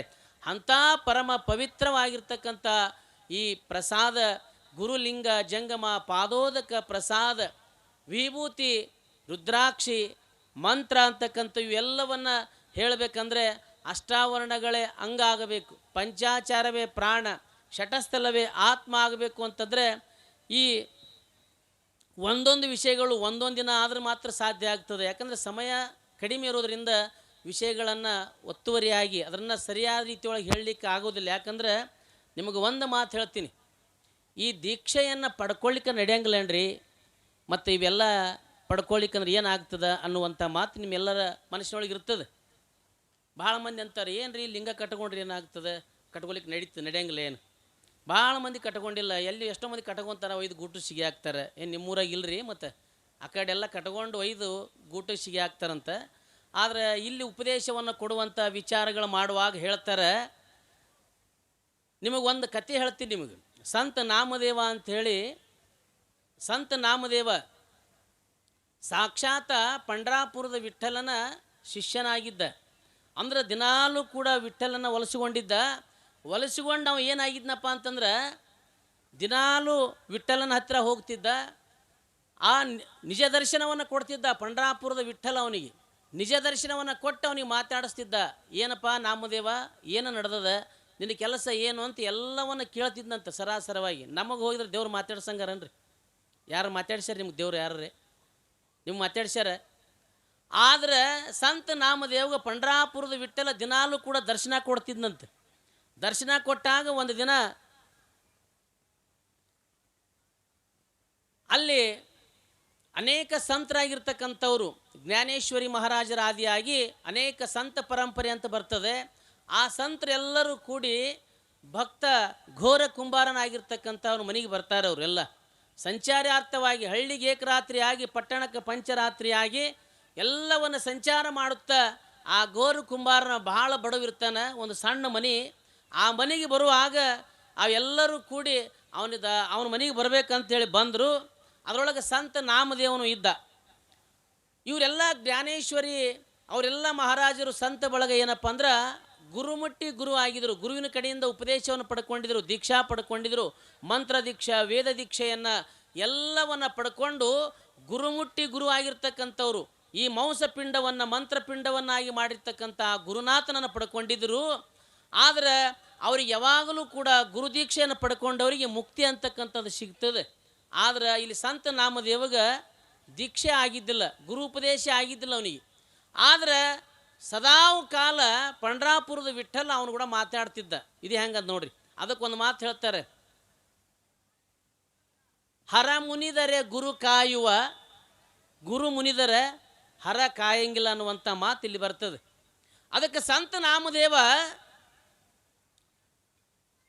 ಅವನಿಗೆ ದೀಕ್ಷೆ ಆಗಿದ್ದಿಲ್ಲ, ಗುರು ಉಪದೇಶ ಆಗಿರಲಿಲ್ಲ. ಎಲ್ಲರೂ ಕೂಡಿಕೊಂಡು ಘೋರ ಕುಂಬಾರನ ಮನೆಗೆ ಬರ್ತಾರೆ. ಘೋರ ಕುಂಬಾರನ ಮನೆಗೆ ಬಂದಾಗ ಅಲ್ಲಿ ಏನಾಗ್ತದಪ್ಪ ಅಂತಂದ್ರೆ, ಎಲ್ಲರೂ ಕೂಡಿ ಬಂದು ಅವನಿಗೆ ಕೇಳಿದಾಗ ಅತಿಥಿ ದೇವೋ ಭವ ಅಂತ. ಮನೆಗೆ ಯಾರಾದರೂ ಬಂದ್ರೆ ಅವರೆಲ್ಲ ಅತಿಥಿಗಳು, ದೇವರು ಸಮಾನವಾಗಿರ್ತಕ್ಕಂಥವ್ರು ಅಂತ ಹೇಳಿ ಆ ಘೋರ ಕುಂಬಾರ ಒಳ್ಳೆ ರೀತಿಯಾಗಿ ಸಣ್ಣ ಮನೆ ಇತ್ತು. ಆದ್ರೆ ಮನಸ್ಸು ಭಾಳ ದೊಡ್ಡದಿತ್ತು ಘೋರ ಕುಂಬಾರಂದು. ಮನೆಗೆ ಎಲ್ಲರನ್ನ ಕರ್ಕೊಂಡು ಬಂದ. ಮನೆಗೆ ಕರ್ಕೊಂಡು ಬಂದು ಒಳಗೆ ಹೋಗದ. ಮನೆಯೊಳಗೆ ಕೂಡ್ಲಿಕ್ಕೆ ಜಾಗ ಇರಲಿಲ್ಲ. ಅಲ್ಲೆಲ್ಲಿ ಸ್ವಲ್ಪ ಜಾಗ, ಸಣ್ಣ ಮನೆ. ಸ್ವಲ್ಪ ಜಾಗದೊಳಗನೆ ಅದರೊಳಗೆ ಒಂದು ಸಣ್ಣ ಒಂದು ಕಟ್ಟಿಗೆ ಕೋಕ ಇಟ್ಟಿದ್ದ. ಆ ಕೋಕದ ಮ್ಯಾಲ ಹಿಂಗೆ ತಿರುಗಾಡಿ ನೋಡಿದ್ರೊಳಗೆ ಸ್ವಲ್ಪ ನಾಮದೇವ್ಗೆ ನಾನು ಅಂತ ಸ್ವಲ್ಪ ಹಮ್ಮಿತ್ತು ಇವನಲ್ಲಿ. ಯಾಕಿತ್ತು ಅಂತಂದ್ರೆ, ಯಾಕೆ ಹಮ್ಮಿತ್ತು ಅಂತಂದ್ರೆ, ನನ್ನ ಜೊತೆ ದಿನಾಲೂ ಕೂಡ ಪಂಡ್ರಾಪುರದ ವಿಠ್ಠಲ ಮಾತಾಡ್ತಾನೆ, ನಾ ಯಾಕೆ ಕೆಳಗೆ ಕೂಡ್ಲಿ ಅಂದವ. ಎಲ್ಲರೂ ಬಂದು ಸಂತರು ಬಂದು ಅಲ್ಲೆಲ್ಲೆಲ್ಲ ಕೂತ್ಕೊಂಡ್ರು. ಇವ ಹಿಂಗೆ ನೋಡಿದ್ರೊಳಗೆ ಮ್ಯಾಲ ಕೋಕ ಕಾಣ್ತಲ್ಲ, ಆ ಕಟ್ಟಿಗೆ ಕೋಕದ ಮ್ಯಾಲ ಬಂದು ಕೂತ್ಕೊಂಡವ. ಕುಳಿತುಕೊಂಡಾಗ ಎಲ್ಲರಿಗೂ ಏನು ಮನೆಯೊಳಗೆ ಇರ್ತದ ಅದೆಲ್ಲ ಅತಿಥಿ ಸತ್ಕಾರದೊಳಗೆ ಮಾಡ್ದ. ಸತ್ಕಾರವನ್ನು ಎಲ್ಲ ತೀರಿತ್ತು. ಕೊನೆಯದಾಗಿರ್ತಕ್ಕಂಥ ವಿಚಾರವನ್ನು ಏನು ಹೇಳಿದ್ರಪ್ಪ ಅಂತಂದ್ರೆ, ಅಲ್ಲಿ ಜ್ಞಾನೇಶ್ವರಿ ಅವರು ಘೋರ ಕುಂಬಾರನ ಕರೆದು ಹೇಳ್ತಾರೆ, ನೋಡಪ್ಪ ಇವೆಲ್ಲ ಏನು ಕುಂತವಲ್ಲ, ಇವೆಲ್ಲ ಗಡಿಗೆಗಳಿದ್ದಂಗೆ ನಾವೆಲ್ಲ. ಈ ಗಡಿಗೆ ಒಳಗೆ ಯಾವ ಗಡಿಗೆ ಸುಟ್ಟವ ಯಾವ ಸುಟ್ಟಿಲ್ಲ, ಒಂದು ಸ್ವಲ್ಪ ನೀ ಏನು ಗಡಿಗೆ ಮಾಡ್ತಿದ್ದಲ್ಲ ಆ ತೊಟ್ಟಿ ತೊಗೊಂಡು ಸ್ವಲ್ಪ ತಲೆಗೆ ಹೊಡೆದು ನೋಡು ಯಾವ ಸುಟ್ಟವ ಯಾವ ಸುಟ್ಟಿಲ್ಲ ಅಂತ. ಅವಾಗ ಭಕ್ತ ಕುಂಬಾರ ಅಂತಾನ, ಯಪ್ಪ ನಮ್ಮ ಮನೆಗೆ ನೀವೆಲ್ಲ ದೇವ್ರು ಬಂದಂಗೆ ಬಂದಿರಿ, ಅತಿಥಿ ದೇವೋ ಭವ ಅಂತ ಹೇಳ್ತಾರೆ. ನೀವು ದೇವ್ರು ನಮ್ಗೆ, ನಮ್ಮ ಮನೆಗೆ ಬಂದಿರತಕ್ಕಂಥ ನೀವೆಲ್ಲ ದೇವ ಸಮಾನ ಗುರು ಸಮಾನರಾಗಿರ್ತಕ್ಕಂಥ ನೀವೆಲ್ಲ, ನಿಮಗಳಿಗೆ ನಾವು ಹೆಂಗೆ ಪರೀಕ್ಷೆ ಮಾಡೋದು, ಇದು ನನ್ನಿಂದ ಸಾಧ್ಯ ಇಲ್ಲ ಅಂತಂದಾಗ ಅವಾಗ ಜ್ಞಾನೇಶ್ವರಿ ಅಂತಾರೆ, ಇಲ್ಲ ನಾವೆಲ್ಲರೂ ಕೂಡ ಗಡಿಗೆಗಳಿದ್ದಂಗೆ ಅದೀವಿ, ಇವು ಯಾವ ಸುಟ್ಟವ ಸುಟ್ಟಿಲ್ಲ, ಇದು ನಿನ್ನಿಂದ ಸಾಧ್ಯ ಅದ, ಅದಕ್ಕೆ ಸ್ವಲ್ಪ ಸುತ್ತಿಗೆ ತೊಗೊಂಡು ಹೊಡಿ ಅಂದ್ರು ಅವ್ರು. ಆಯ್ತಂಥೇಳಿ ಎಲ್ಲರೂ ಕೂತಿದ್ರು, ಎಲ್ಲ ಪ್ರಸಾದದೆಲ್ಲ ಮಾಡಿದ್ರು. ಅವರು ಮೊದಲೇ ಯೋಗಿಗಳಾಗಿರ್ತಕ್ಕಂಥವ್ರು ತಮ್ಮ ಉಸಿರನ್ನು ಮಸ್ತಕ್ಕೇರಿಸ್ಕೊಂಡು ಕೂತ್ಕೊಂಡ್ರು, ಧ್ಯಾನಾಸಕ್ತರಾಗಿ ಕೂತ್ಕೊಂಡ್ರು. ಕುಳಿತುಕೊಂಡಾಗ ಮೊದಲೇ ಜ್ಞಾನಿಗಳು ಶಿವಯೋಗಿಗಳಾಗಿ ಯೋಗ ಪುರುಷರಾಗಿರ್ತಕ್ಕಂಥವ್ರು ಎಲ್ಲರೂ ಉಸಿರನ್ನು ಮಸ್ತಕ್ಕೆ ಏರಿಸಿಕೊಂಡು ಧ್ಯಾನಾಸಕ್ತರಾಗಿ ಕೂತ್ಕೊಂಡ್ರು. ಕುಳಿತುಕೊಂಡ ಬಳಕ ತಾವಾಗಿರುವಾಗ ಅವಾಗ ಒಲ್ಲದ ಮನಸ್ಸಿನಿಂದ ಘೋರ ಕುಂಬಾರ ಒಬ್ಬೊಬ್ಬರು ತಲೆ ಹೊಡ್ಕೊಂತ ಬಂದ, ಟಂಗ್ ಅಂತ ಹೊಡಿವಾಗ ಅವರೆಲ್ಲರೂ ಕುಂತಿದ್ದು ಹೆಂಗೆ ಕೂತಿದ್ರಪ್ಪ ಅಂತಂದ್ರೆ, ಬೇಕಾದಂಗೆ ಮ್ಯಾಲ ಕಲ್ಲು ಎತ್ತಿ ಹಾಕಿದ್ರು ಅವ್ರೇನು ಅನಿಸ್ತಿದ್ದಿಲ್ಲ. ಅವ್ರು ಏನೂ ಯಾಕಂದ್ರೆ ಅವ್ರು ಯೋಗಿಗಳವರು, ಏನೂ ಆಗಲಿಲ್ಲ. ಎಲ್ಲರಿಗೆ ಹೊಡ್ಕೊಂತ ಬಂದ. ಏನು ಮ್ಯಾಗ ಒಂದು ಗಡಿಗೆ ಕೂತಿತ್ತಲ್ರಿ, ಸಂತ ನಾಮದೇವ ಮ್ಯಾಗ ಕುಂತಿದ್ನಲ್ಲ, ಅವನಿಗೇನು ಮಾಡ್ದ, ಆ ಸುತ್ತಿಗೆ ತೊಗೊಂಡು ಅವನ ತಲೆಗೆ ಟಂಗ್ ಅಂತ ಹೊಡೆದ. ಯಾವಾಗ ಹೊಡೆದಗಳೇ ಅವ ಅಂತ ಹಾರಿ ಬಿದ್ದಗಳೇ ಆಮೇಲೆ ಮತ್ತೆ ಯಥಾ ರೀತಿಯಾಗಿ ತಮ್ಮ ಯೋಗದಿಂದ ಮತ್ತೆ ಎಚ್ಚೆತ್ತುಕೊಂಡ್ರು. ಎಚ್ಚರ ಆದ ಬಳಿಕ ಜ್ಞಾನೇಶ್ವರಿ ಅವರು ಕೇಳ್ತಾರೆ, ಏನು ಘೋರ ಕುಂಬಾರ, ಮತ್ತು ಇವರೆಲ್ಲ ಇವೆಲ್ಲ ಗಡಿಗೆಗಳದಾವ, ಇವು ಸುಟ್ಟು ಗಡಿಗೆ ಯಾವು ಸುಡ್ಲಾರ ಗಡಿಗೆ ಯಾವು ಹೇಳು ಅಂದರು. ಈ ಮಾತನ್ನು ಕೇಳಿರುವಾಗ ಘೋರ ಕುಂಬಾರ ಅಂತಾನ, ಯಪ್ಪ ಎಲ್ಲ ಗಡಿಗೆ ಸುಟ್ಟವ ಅಂದ. ಸರಿಯಾಗಿರ್ತಕ್ಕಂಥ ಮಾತನ್ನು ಹೇಳು, ಯಾಕಂದ್ರೆ ಯಾರೂ ಕೂಡ ಬಿಡೆಯನ್ನು ಪಡಬೇಡ, ಬಿಡೆ ಮಾಡಬೇಡ. ಯಾಕಂದ್ರೆ ಇಲ್ಲಿ ತಿಳ್ಕೊಬೇಕಾಗಿರ್ತಕ್ಕಂಥ ವಿಚಾರದ ಗುರುಮುಟ್ಟಿ ಗುರು ಆಗಿರ್ತಕ್ಕಂಥ ಎಷ್ಟು ಗಡಿಗೆಗಳಾದವ, ಗುರು ಮುಟ್ಟದೇ ಇರ್ತಕ್ಕಂಥ ಗಡಿಗೆಗಳು ಯಾವದವ ಸ್ವಲ್ಪ ಹೇಳು ಅಂತಂದಾಗ ಅವಾಗ ಇಲ್ಲಪ್ಪ ನಾ ಹೇಳಂಗಿಲ್ಲ, ನಾ ಒಂದು ವೇಳೆ ಹೇಳಿದ್ರೆ ನನ್ನ ಮ್ಯಾಗ ತಪ್ಪು ತಿಳ್ಕೊತಾರೆ, ನನಗೆ ಕೂಡ ಜಗಳಕ್ಕೆ ಬೀಳ್ತಾರೆ ಒಲ್ಲೆ ಅಂತಂದ್ರೆ, ಇಲ್ಲ ನೀ ಹೇಳಬೇಕಂತ ಹೇಳಿ ಜ್ಞಾನೇಶ್ವರಿ ಕೇಳಿದಾಗ ಆಯ್ತಂಥೇಳಿ ಹಿಂಗೆ ಇವೆಲ್ಲ ಕೆಳಗೆ ಕೂತಿರ್ತಕ್ಕಂಥ ಗಡಿಗೆ ಎಲ್ಲ ಸುಟ್ಟವ, ಅಲ್ಲೇನು ಮ್ಯಾಲ ಕೂತದಲ್ಲ ಆ ಗಡಿಗೆ ಸುಟ್ಟಿಲ್ಲ ಅಂದ. ಆ ಸಂತ ನಾಮದೇವಗೆ ಭಯಂಕರ ಸಿಟ್ಟು ಬಂತು. ಏನು ನೀವೆಲ್ಲ ಸುಟ್ಟು ಗಡಿಗೆ, ನಾ ಸುಡ್ಲಾರ ಗಡಿಗೆ, ನನ್ನ ಜೊತೆ ದಿನಾಲೂ ಕೂಡ ಪಂಡ್ರಾಪುರದ ವಿಠ್ಠಲ್ ನಾನು ಕೂಡ ಮಾತಾಡ್ತಾನೆ, ನಾನು ಸುಟ್ಟು ಗಡಿಗೆ ಅಲ್ಲ ಅಂತೀರಾ ಅಂತ ಅವ್ರು ಕೂಡ ಜಗಳ ತೆಗೆದು ಬಿಟ್ಟುಕೊಟ್ಟು ಅವ್ರನ್ನೆಲ್ಲ ಬಿಟ್ಟು ಪಂಡ್ರಾಪುರಕ್ಕೆ ಹೋದ. ಮಾರಿ ಸಪ್ಪಗೆ ಮಾಡ್ಕೊಂಡು ಹೋಗೋದ್ರೊಳಗೆ ಪಂಡ್ರಾಪುರ ವಿಠ್ಠಲ ಇವನು ದಾರಿ ಕಾಯ್ತಿದ್ದ. ಯಾಕೋ ನಾಮದೇವ ಯಾಕ ಮಕ್ಕ ಸಪ್ಪಗಾಗ್ಯದಲ್ಲ, ಏನಾಗ್ಯದ ಅಂತ ತಿಳ್ಕೊಂಡು ಕೇಳಿದಾಗ ಅವಾಗ ಅವ ಅಂತಾನ, ಏನು ಅವರೆಲ್ಲ ಸುಟ್ಟು ಗಡಿಗೆ ಅಂತ, ನಾ ಸುಡ್ಲಾರ ಗಡಿಗೆ ಅಂತ ನನಗೆಲ್ಲ ಘೋರ ಕುಂಬಾರ ಮನೆಗೆ ಕರ್ಕೊಂಡು ನನಗೆ ಅಪಮಾನ ಮಾಡ್ಯಾರ. ಅವಾಗ ಪಂಡ್ರಾಪುರದ ವಿಠ್ಠಲ ಅಂದ, ಹೌದಪ್ಪ ಸತ್ಯವಾಗಿರುವಂಥ ಮಾತದ. ಯಾಕಂದ್ರೆ ಅವರೆಲ್ಲ ಗುರುಮುಟ್ಟು ಗುರು ಆಗ್ಯಾರ. ನಿರಂತರವಾಗಿ ಗುರುಲಿಂಗ ಜಂಗಮ ಪಾದೋದಕ ಪ್ರಸಾದ ವಿಭೂತಿ ರುದ್ರಾಕ್ಷಿ ಮಂತ್ರ ದೀಕ್ಷೆಯನ್ನು ಪಡ್ಕೊಂಡಿರ್ತಕ್ಕಂಥವ್ರು ಗುರುಮುಟ್ಟಿ ಗುರು ಆಗಿ ಅವರೆಲ್ಲ ಶರೀರಗಳು ಮಂತ್ರ ಸ್ವರೂಪವಾಗ್ಯಾವ. ಆದ್ರೆ ನಾ ನಿನಗೇನು ಒಲಿಮೆ ಆಗಿನಲ್ಲ, ನನ್ನಿಂದ ಏನೂ ಮಾಡ್ಲಿಕ್ಕೆ ಆಗಂಗಿಲ್ಲ. ಹರ ಮುನಿದ್ರೆ ಗುರು ಕಾಯ್ತಾನ, ನಾನೇನಾದರೂ ಮುನಿದ್ರೆ ಗುರು ಕಾಯ್ತಾನ. ಆ ಗುರು ಮುನಿದ್ರೆ ನನಗೆ ಕಾಯ್ಲಿಕ್ಕೆ ಆಗಂಗಿಲ್ಲಪ್ಪ. ಅದಕ್ಕೆ ಗುರುಪದೇಶ ಭಾಳ ಶ್ರೇಷ್ಠವಾಗಿರ್ತಕ್ಕಂಥದ್ದು. ಗುರುಮುಕ್ತಿಯನ್ನು ಪಡ್ಕೊಳ್ಬೇಕಾದ್ರೆ ಗುರು ಬೇಕು ಅಂತ ಯಾವಾಗ ಪಂಡ್ರಾಪುರ ವಿಠ್ಠಲನೇ ಆ ನಾಮದೇವ್ಗೆ ಹೇಳಿದಾಗ ಇಷ್ಟು ದಿನ ಯಾಕೆ ಹೇಳಿಲ್ಲ ನನಗೆ, ಇಲ್ಲಿವರೆಗೂ ಕೂಡ ನಾನೇ ಶ್ರೇಷ್ಠ ಅಂತ ತಿಳ್ಕೊಂಡಿನಂದಾಗ, ಹಾಗಾದ್ರೆ ನಾನು ಉಪದೇಶ ಎಲ್ಲಿ ಪಡ್ಕೋಬೇಕು ಅಂತಂದಾಗ ಇಲ್ಲೇ ಒಬ್ಬ ಮಹಾಜ್ಞಾನಿಗಳದರ, ಸತ್ಪುರುಷರಾದರ, ಗುರುವರ್ಯರಾದರ, ವಿಶೋಭಕೇಚಿ ಮಹಾರಾಜ್ ಅಂತ ತಿಳ್ಕೊಂಡು ಮಹಾಜ್ಞಾನಿಗಳದರ, ಗುರುಗಳದರ. ಅವ್ರ ಹತ್ರ ಹೋಗಿ ಉಪದೇಶವನ್ನು ಪಡ್ಕೊಂಡು ಬಾ ಅಂತ ತಿಳ್ಕೊಂಡು ಹೇಳಿದಾಗ ಇವ ಹೋಗ್ತಾನೆ. ಹೋಗುವಂಥ ಪ್ರಸಂಗದೊಳಗೆ ನಾಮದೇವ್ ಅಂತಾನ, ನೀನು ನನ್ನ ಜೊತೆ ಬಾ ಅಂದ. ಯಾರಿಗ್ರಿ? ಪಂಡ್ರಾಪುರ ವಿಠ್ಠಲ್ಗೆ ಅಂತಾನೆ. ಅವ ಅಂತಾನ, ನನಗೆ ಬರ್ಲಿಕ್ಕೆ ಆಗಂಗಿಲ್ಲಪ್ಪ, ಆದ್ರೆ ನಿನಗೆ ದಾರಿ ತೋರಿಸ್ತೀನಿ ಬಾ ಅಂಥೇಳಿ ಅಲ್ಲಿ ತಾನ ಹಾಂಗೆ ಕಳಿಸಿದ. ಒಳಗೆ ಮಠದಾಗ ಕಳಿಸಿದ. ಅವನಿಗೆ ಮಠಕ್ಕೆ ಹೋದ. ಮಠಕ್ಕೆ ಹೋಗಿರುವಾಗ ಮಠದೊಳಗೆ ವಿಶೋಭಕೇಚಿ ಮಹಾರಾಜ ಮಹಾಜ್ಞಾನಿಗಳು, ತ್ರಿಕಾಲ ಜ್ಞಾನಿಗಳು, ಕಾಲೊಳಗೆ ಆವಿಗಳು ಹಾಯ್ಕೊಂಡರೆ ಈಶ್ವರ ಲಿಂಗ ಅದ. ಆ ಲಿಂಗದ ಮ್ಯಾಲೆ ತಮ್ಮ ಎರಡು ಆವಿಗೆಗಳ ಕಾಲುಗಳು ಹಾಯ್ಕೊಂಡು ಅದ್ರ ಮ್ಯಾಲೆ ಕಾಲು ಹಾಯ್ಕೊಂಡು ಮಲ್ಕೊಂಡಿದ್ರಂತ. ಕಾಲ ಮೇಲೆ ಕಾಲು ಹಾಯ್ಕೊಂಡು ಮಲ್ಕೊಂಡಿದ್ದ. ಒಳಗಿವ ಹೋಗ್ತಾನೆ ನಾಮದೇವ. ಇವ ಯಾ ಗುರು ಅಂದವ. ಅಲ್ಲ, ಲಿಂಗ ಅಂತ ಗೊತ್ತದಿಲ್ಲ ಅವನಿಗೆ. ದೇವ್ರು ಅಂತೇಳಿ ನಾವೆಲ್ಲ ಪೂಜೆ ಮಾಡ್ತೀವಿ, ಅದ್ರ ಮ್ಯಾಲೆ ಇವ ಮೇಲೆ ಕಾಲು ಹಾಕ್ಕೊಂಡು ಮಲ್ಕೊಂಡಾನ, ಇವನಿಗೆ ಯಾಕೆ ಗುರು ಅಂತಾರಂಥೇಳಿ ಇವ್ನ ಕಡೆಯಿಂದ ಉಪದೇಶ ತೊಗೊಳಂಗಿಲ್ಲ. ನಾನು ಮರಳಿ ಬರ್ತೀನಿ ಅಂತ ಹೇಳಿ ತಲವಾಗಲ್ತನ ಬಂದ. ಬರೋದಕ್ಕೆ ವಿಚಾರ ಹೊಳಿತು. ಹಾಗೆ ಹೋದ್ರೆ ಹೆಂಗೆ, ಕಡೆಗೆ ಆ ಲಿಂಗದ ಮೇಲೆ ಅವೇನು ಕಾಲು ಇಟ್ಟನಲ್ಲ ಅವ್ನಿಗೆ ಕೆಳಗರೆ ಇಳಿಸ್ಬೇಕಂಥೇಳಿ ಮತ್ತೆ ಮರಳಿ ಬಂದ ಅಂತಾನೆ, ಏ ಯಜಮಾನ ನೀ ಯಾರು ತಿಳಿತದಿಲ್ಲ ನಿನಗೆ? ಇಲ್ಲಿ ಎಲ್ಲರೂ ಬಂದು ಪೂಜೆ ಮಾಡ್ತಾರೆ, ಅಲ್ಲಿ ಮಹಾ ದೇವರದ ಆ ಶಿವಸ್ವರೂಪಿಯಾಗಿರ್ತಕ್ಕಂಥ ದೇವರ ಲಿಂಗು ಅದ. ಆ ಲಿಂಗದ ಮೇಲೆ ಕಾಲಿಟ್ಟು ಮಲ್ಕೊಂಡಿದ್ದೆಲ್ಲ, ತಿಳಿತದಿಲ್ಲ ನಿನಗೆ? ಆ ಕಾಲು ತೆಳಗಿಡು ಅಂದ. ಅವಾಗ ವಿಶೋಭಕೇಚಿ ಮಹಾರಾಜರಂತಾರೆ, ಹೌದಪ್ಪ, ನೀನೇ ಬೇಕಾದ್ರೆ ಎಲ್ಲಿ ಲಿಂಗಿಲ್ಲ ಅಲ್ಲಿ ತೆಗೆದಿಡು ಅಂದ್ರವರು. ತೆಗೆದಿಡ್ತೀನಂತ ಎರಡೂ ಕಾಲು ಹಿಡ್ದ. ಹಿಂಗೆ ಎರಡೂ ಪಾದ ವಿಶೋಭಕೇಚಿ ಮಹಾರಾಜರ ಪಾದವನ್ನು ಹಿಂಗೆ ಹಿಡಿದು ಈ ಕಡೆ ಎತ್ತಿಡೋದ್ರೊಳಗೆ ಆ ಕಡೆ ಒಂದು ಲಿಂಗ ಉದ್ಭವ ಆಯಿತು. ಈ ಕಡೆ ಒಂದು ಆಗುವಾಗ ಮತ್ತೆ ಈ ಕಡೆ ಇಡ್ಲಿಕ್ಕೆ ಹೋದ, ಆ ಕಡೆನೂ ಕೂಡ ಒಂದು ಲಿಂಗ ಉದ್ಭವ ಆಯಿತು. ಎಲ್ಲ ಕಡೆಗೆ ಗುರುವಿನ ಪಾದ ಯಾವ ಕಡೆ ಇಡ್ತಾನೆ ಎಲ್ಲ ಕಡೆಗೆ ಲಿಂಗ ಉದ್ಭವ ಆದಾಗ ಅವ ತನ್ನ ಆ ಅಂಧ ಆಗಿರ್ತಕ್ಕಂಥ, ಆ ಕತ್ತಲೆಯಿಂದ ಕೂಡಿರ್ತಕ್ಕಂಥ, ಆ ಅಜ್ಞಾನಿಯಾಗಿರ್ತಕ್ಕಂಥ ನಾಮದೇವನಿಗೆ ಅವೆಲ್ಲವನ್ನು ನೋಡಿರ್ತಕ್ಕಂಥ ಜ್ಞಾನ ಬರ್ತದೆ. ಗುರು ಅವನ ಮ್ಯಾಲೆ ಹಸ್ತ ಇಟ್ಟು ಹಸ್ತಮಸ್ತಕ ಸಂಯೋಜನೆ ಮಾಡಿದಾಗ ಅವನಿಗೆ ಜ್ಞಾನೋದಯ ಆಯಿತು ಅಂತಂತ. ಅದಕ್ಕೆ ಯಾಕೆ ಈ ಮಾತನ್ನು ಹೇಳಿದ್ದಪ್ಪ ಅಂದ್ರೆ, ಹರ ಮುನಿದರ ಗುರು ಕಾಯ್ತಾನೆ ಅನ್ನುವಂಥ ಮಾತು ಹೇಳ್ತದೆ. ಅದಕ್ಕೆ ದೀಕ್ಷೆಯನ್ನು ಪಡ್ಕೊಂಡ್ರೆ ನಾವು ಯಾವಾಗಲೂ ಕೂಡ ಯಾರ ಭಯವೂ ನಮಗಿಲ್ಲ. ಆರು ಭಯವೇ ನಮಗೆ ಮರಣವೇ ಮಾನವಮಿ ಆದವ ಅನ್ನತಕ್ಕಂಥ ಮಾತು ಹೇಳ್ತಾರೆ. ಹಂಗೆ ಎಲ್ಲವನ್ನು ತಿಳ್ಕೊಂಡಿರ್ತಕ್ಕಂಥ ಜ್ಞಾನಿಗಳಿಗೆ ಅದು ಅಷ್ಟಾವರಣವೇ ಅಂಗ, ಪಂಚಾಚಾರವೇ ಪ್ರಾಣ, ಶಟಸ್ಥಲವೇ ಆತ್ಮ ಅಂತಕ್ಕಂಥದ್ದು ಯಾರು ತಿಳ್ಕೊತಾರೆ ಅವ್ರು ನಿಜವಾಗಿರ್ತಕ್ಕಂಥ ಭಕ್ತರು ಅನಿಸ್ಕೊಳ್ತಾರೆ, ಅವ್ರು ನಿಜವಾಗಿರ್ತಕ್ಕಂಥ ಶಿಷ್ಯರು ಅನಿಸ್ಕೊಳ್ತಾರೆ ಅನ್ನುವಂಥ ಮಾತನ್ನು ಹೇಳಿ ಶಾಂತಿವೀರ ಪಟ್ಟಾಧ್ಯಕ್ಷರಾಗಿರ್ತಕ್ಕಂಥ ಗುರುವರ್ಯರು ಇವತ್ತಿನ ಅಂಥ ಒಂದು ಗುರುವಿನ ಉಪದೇಶವನ್ನು ಹೇಳುವಾಗ ಕಲಿಕೇರಿಯ ಸಿದ್ದರಾಮ ಶಿವಾಚಾರ್ಯ ಮಹಾಶಿವಯುಗಳು ಕೂಡ ಬಂದಿದ್ದಾರೆ. ಅವರು ಇಂಥ ಸಮಯದೊಳಗೆ ಬಂದಿದ್ದಕ್ಕೆ ಆ ಮಹಾತಾಯಿ ತನಗೆ ಯಾರಿಗೆ ಬೇಕು ಎಲ್ಲರನ್ನ ಕರೆಸಿಕೊಳ್ತಾಳೆ. ಅಂಥ ಪವಿತ್ರವಾಗಿರ್ತಕ್ಕಂಥ ತಾಯಿ ಪುರಾಣದೊಳಗೆ ಇವತ್ತು ಗುರುಗಳು ಆಕೆಗೆಲ್ಲ ಅಷ್ಟಾವರಣಗಳ ಬಗ್ಗೆ ಉಪದೇಶವನ್ನು ಮಾಡಿದರು ಅನ್ನುವಂಥ ವಿಚಾರವನ್ನು ಇಲ್ಲಿಗೆ ನಿಲ್ಲಿಸಿ ಮುಂದಿನ ಕಾರ್ಯವನ್ನು ನಮ್ಮ ಸಮಿತಿಯವರು ಹೇಳ್ತಾರೆ ಅನ್ನುವಂಥ ಮಾತುಗಳನ್ನು ಹೇಳಿ ಇಲ್ಲಿವರೆಗೂ ಕೂಡ ಶಾಂತ ರೀತಿಯಿಂದ ಕುಳಿತುಕೊಂಡು ಕೇಳಿರ್ತಕ್ಕಂಥ ನಿಮ್ಮೆಲ್ಲರಿಗೂ ಕೂಡ ಮಹಾ ಬೆಣ್ಣಿ ಬಸವೇಶ್ವರರ ಈಶ್ವರರ ಗುರುಪುಟ್ಟರಾಜ ಪಂಚಾಕ್ಷರಿ ಗುರುಗಳ ಆಶೀರ್ವಾದ ನಿಮ್ಮೆಲ್ಲರ ಮನೆತನಕ ಉತ್ತರೋತ್ತರವಾಗಿ ಇರಲಿ ಅಂತ ತಿಳ್ಕೊಂಡು ಹಾರೈಸಿ ನನ್ನೆರಡು ಮಾತುಗಳನ್ನು ಗುರುವಿನ ಪಾದಕ್ಕೆ ವಿರಾಮ ನೀಡ್ತಾ ಇದ್ದೇನೆ.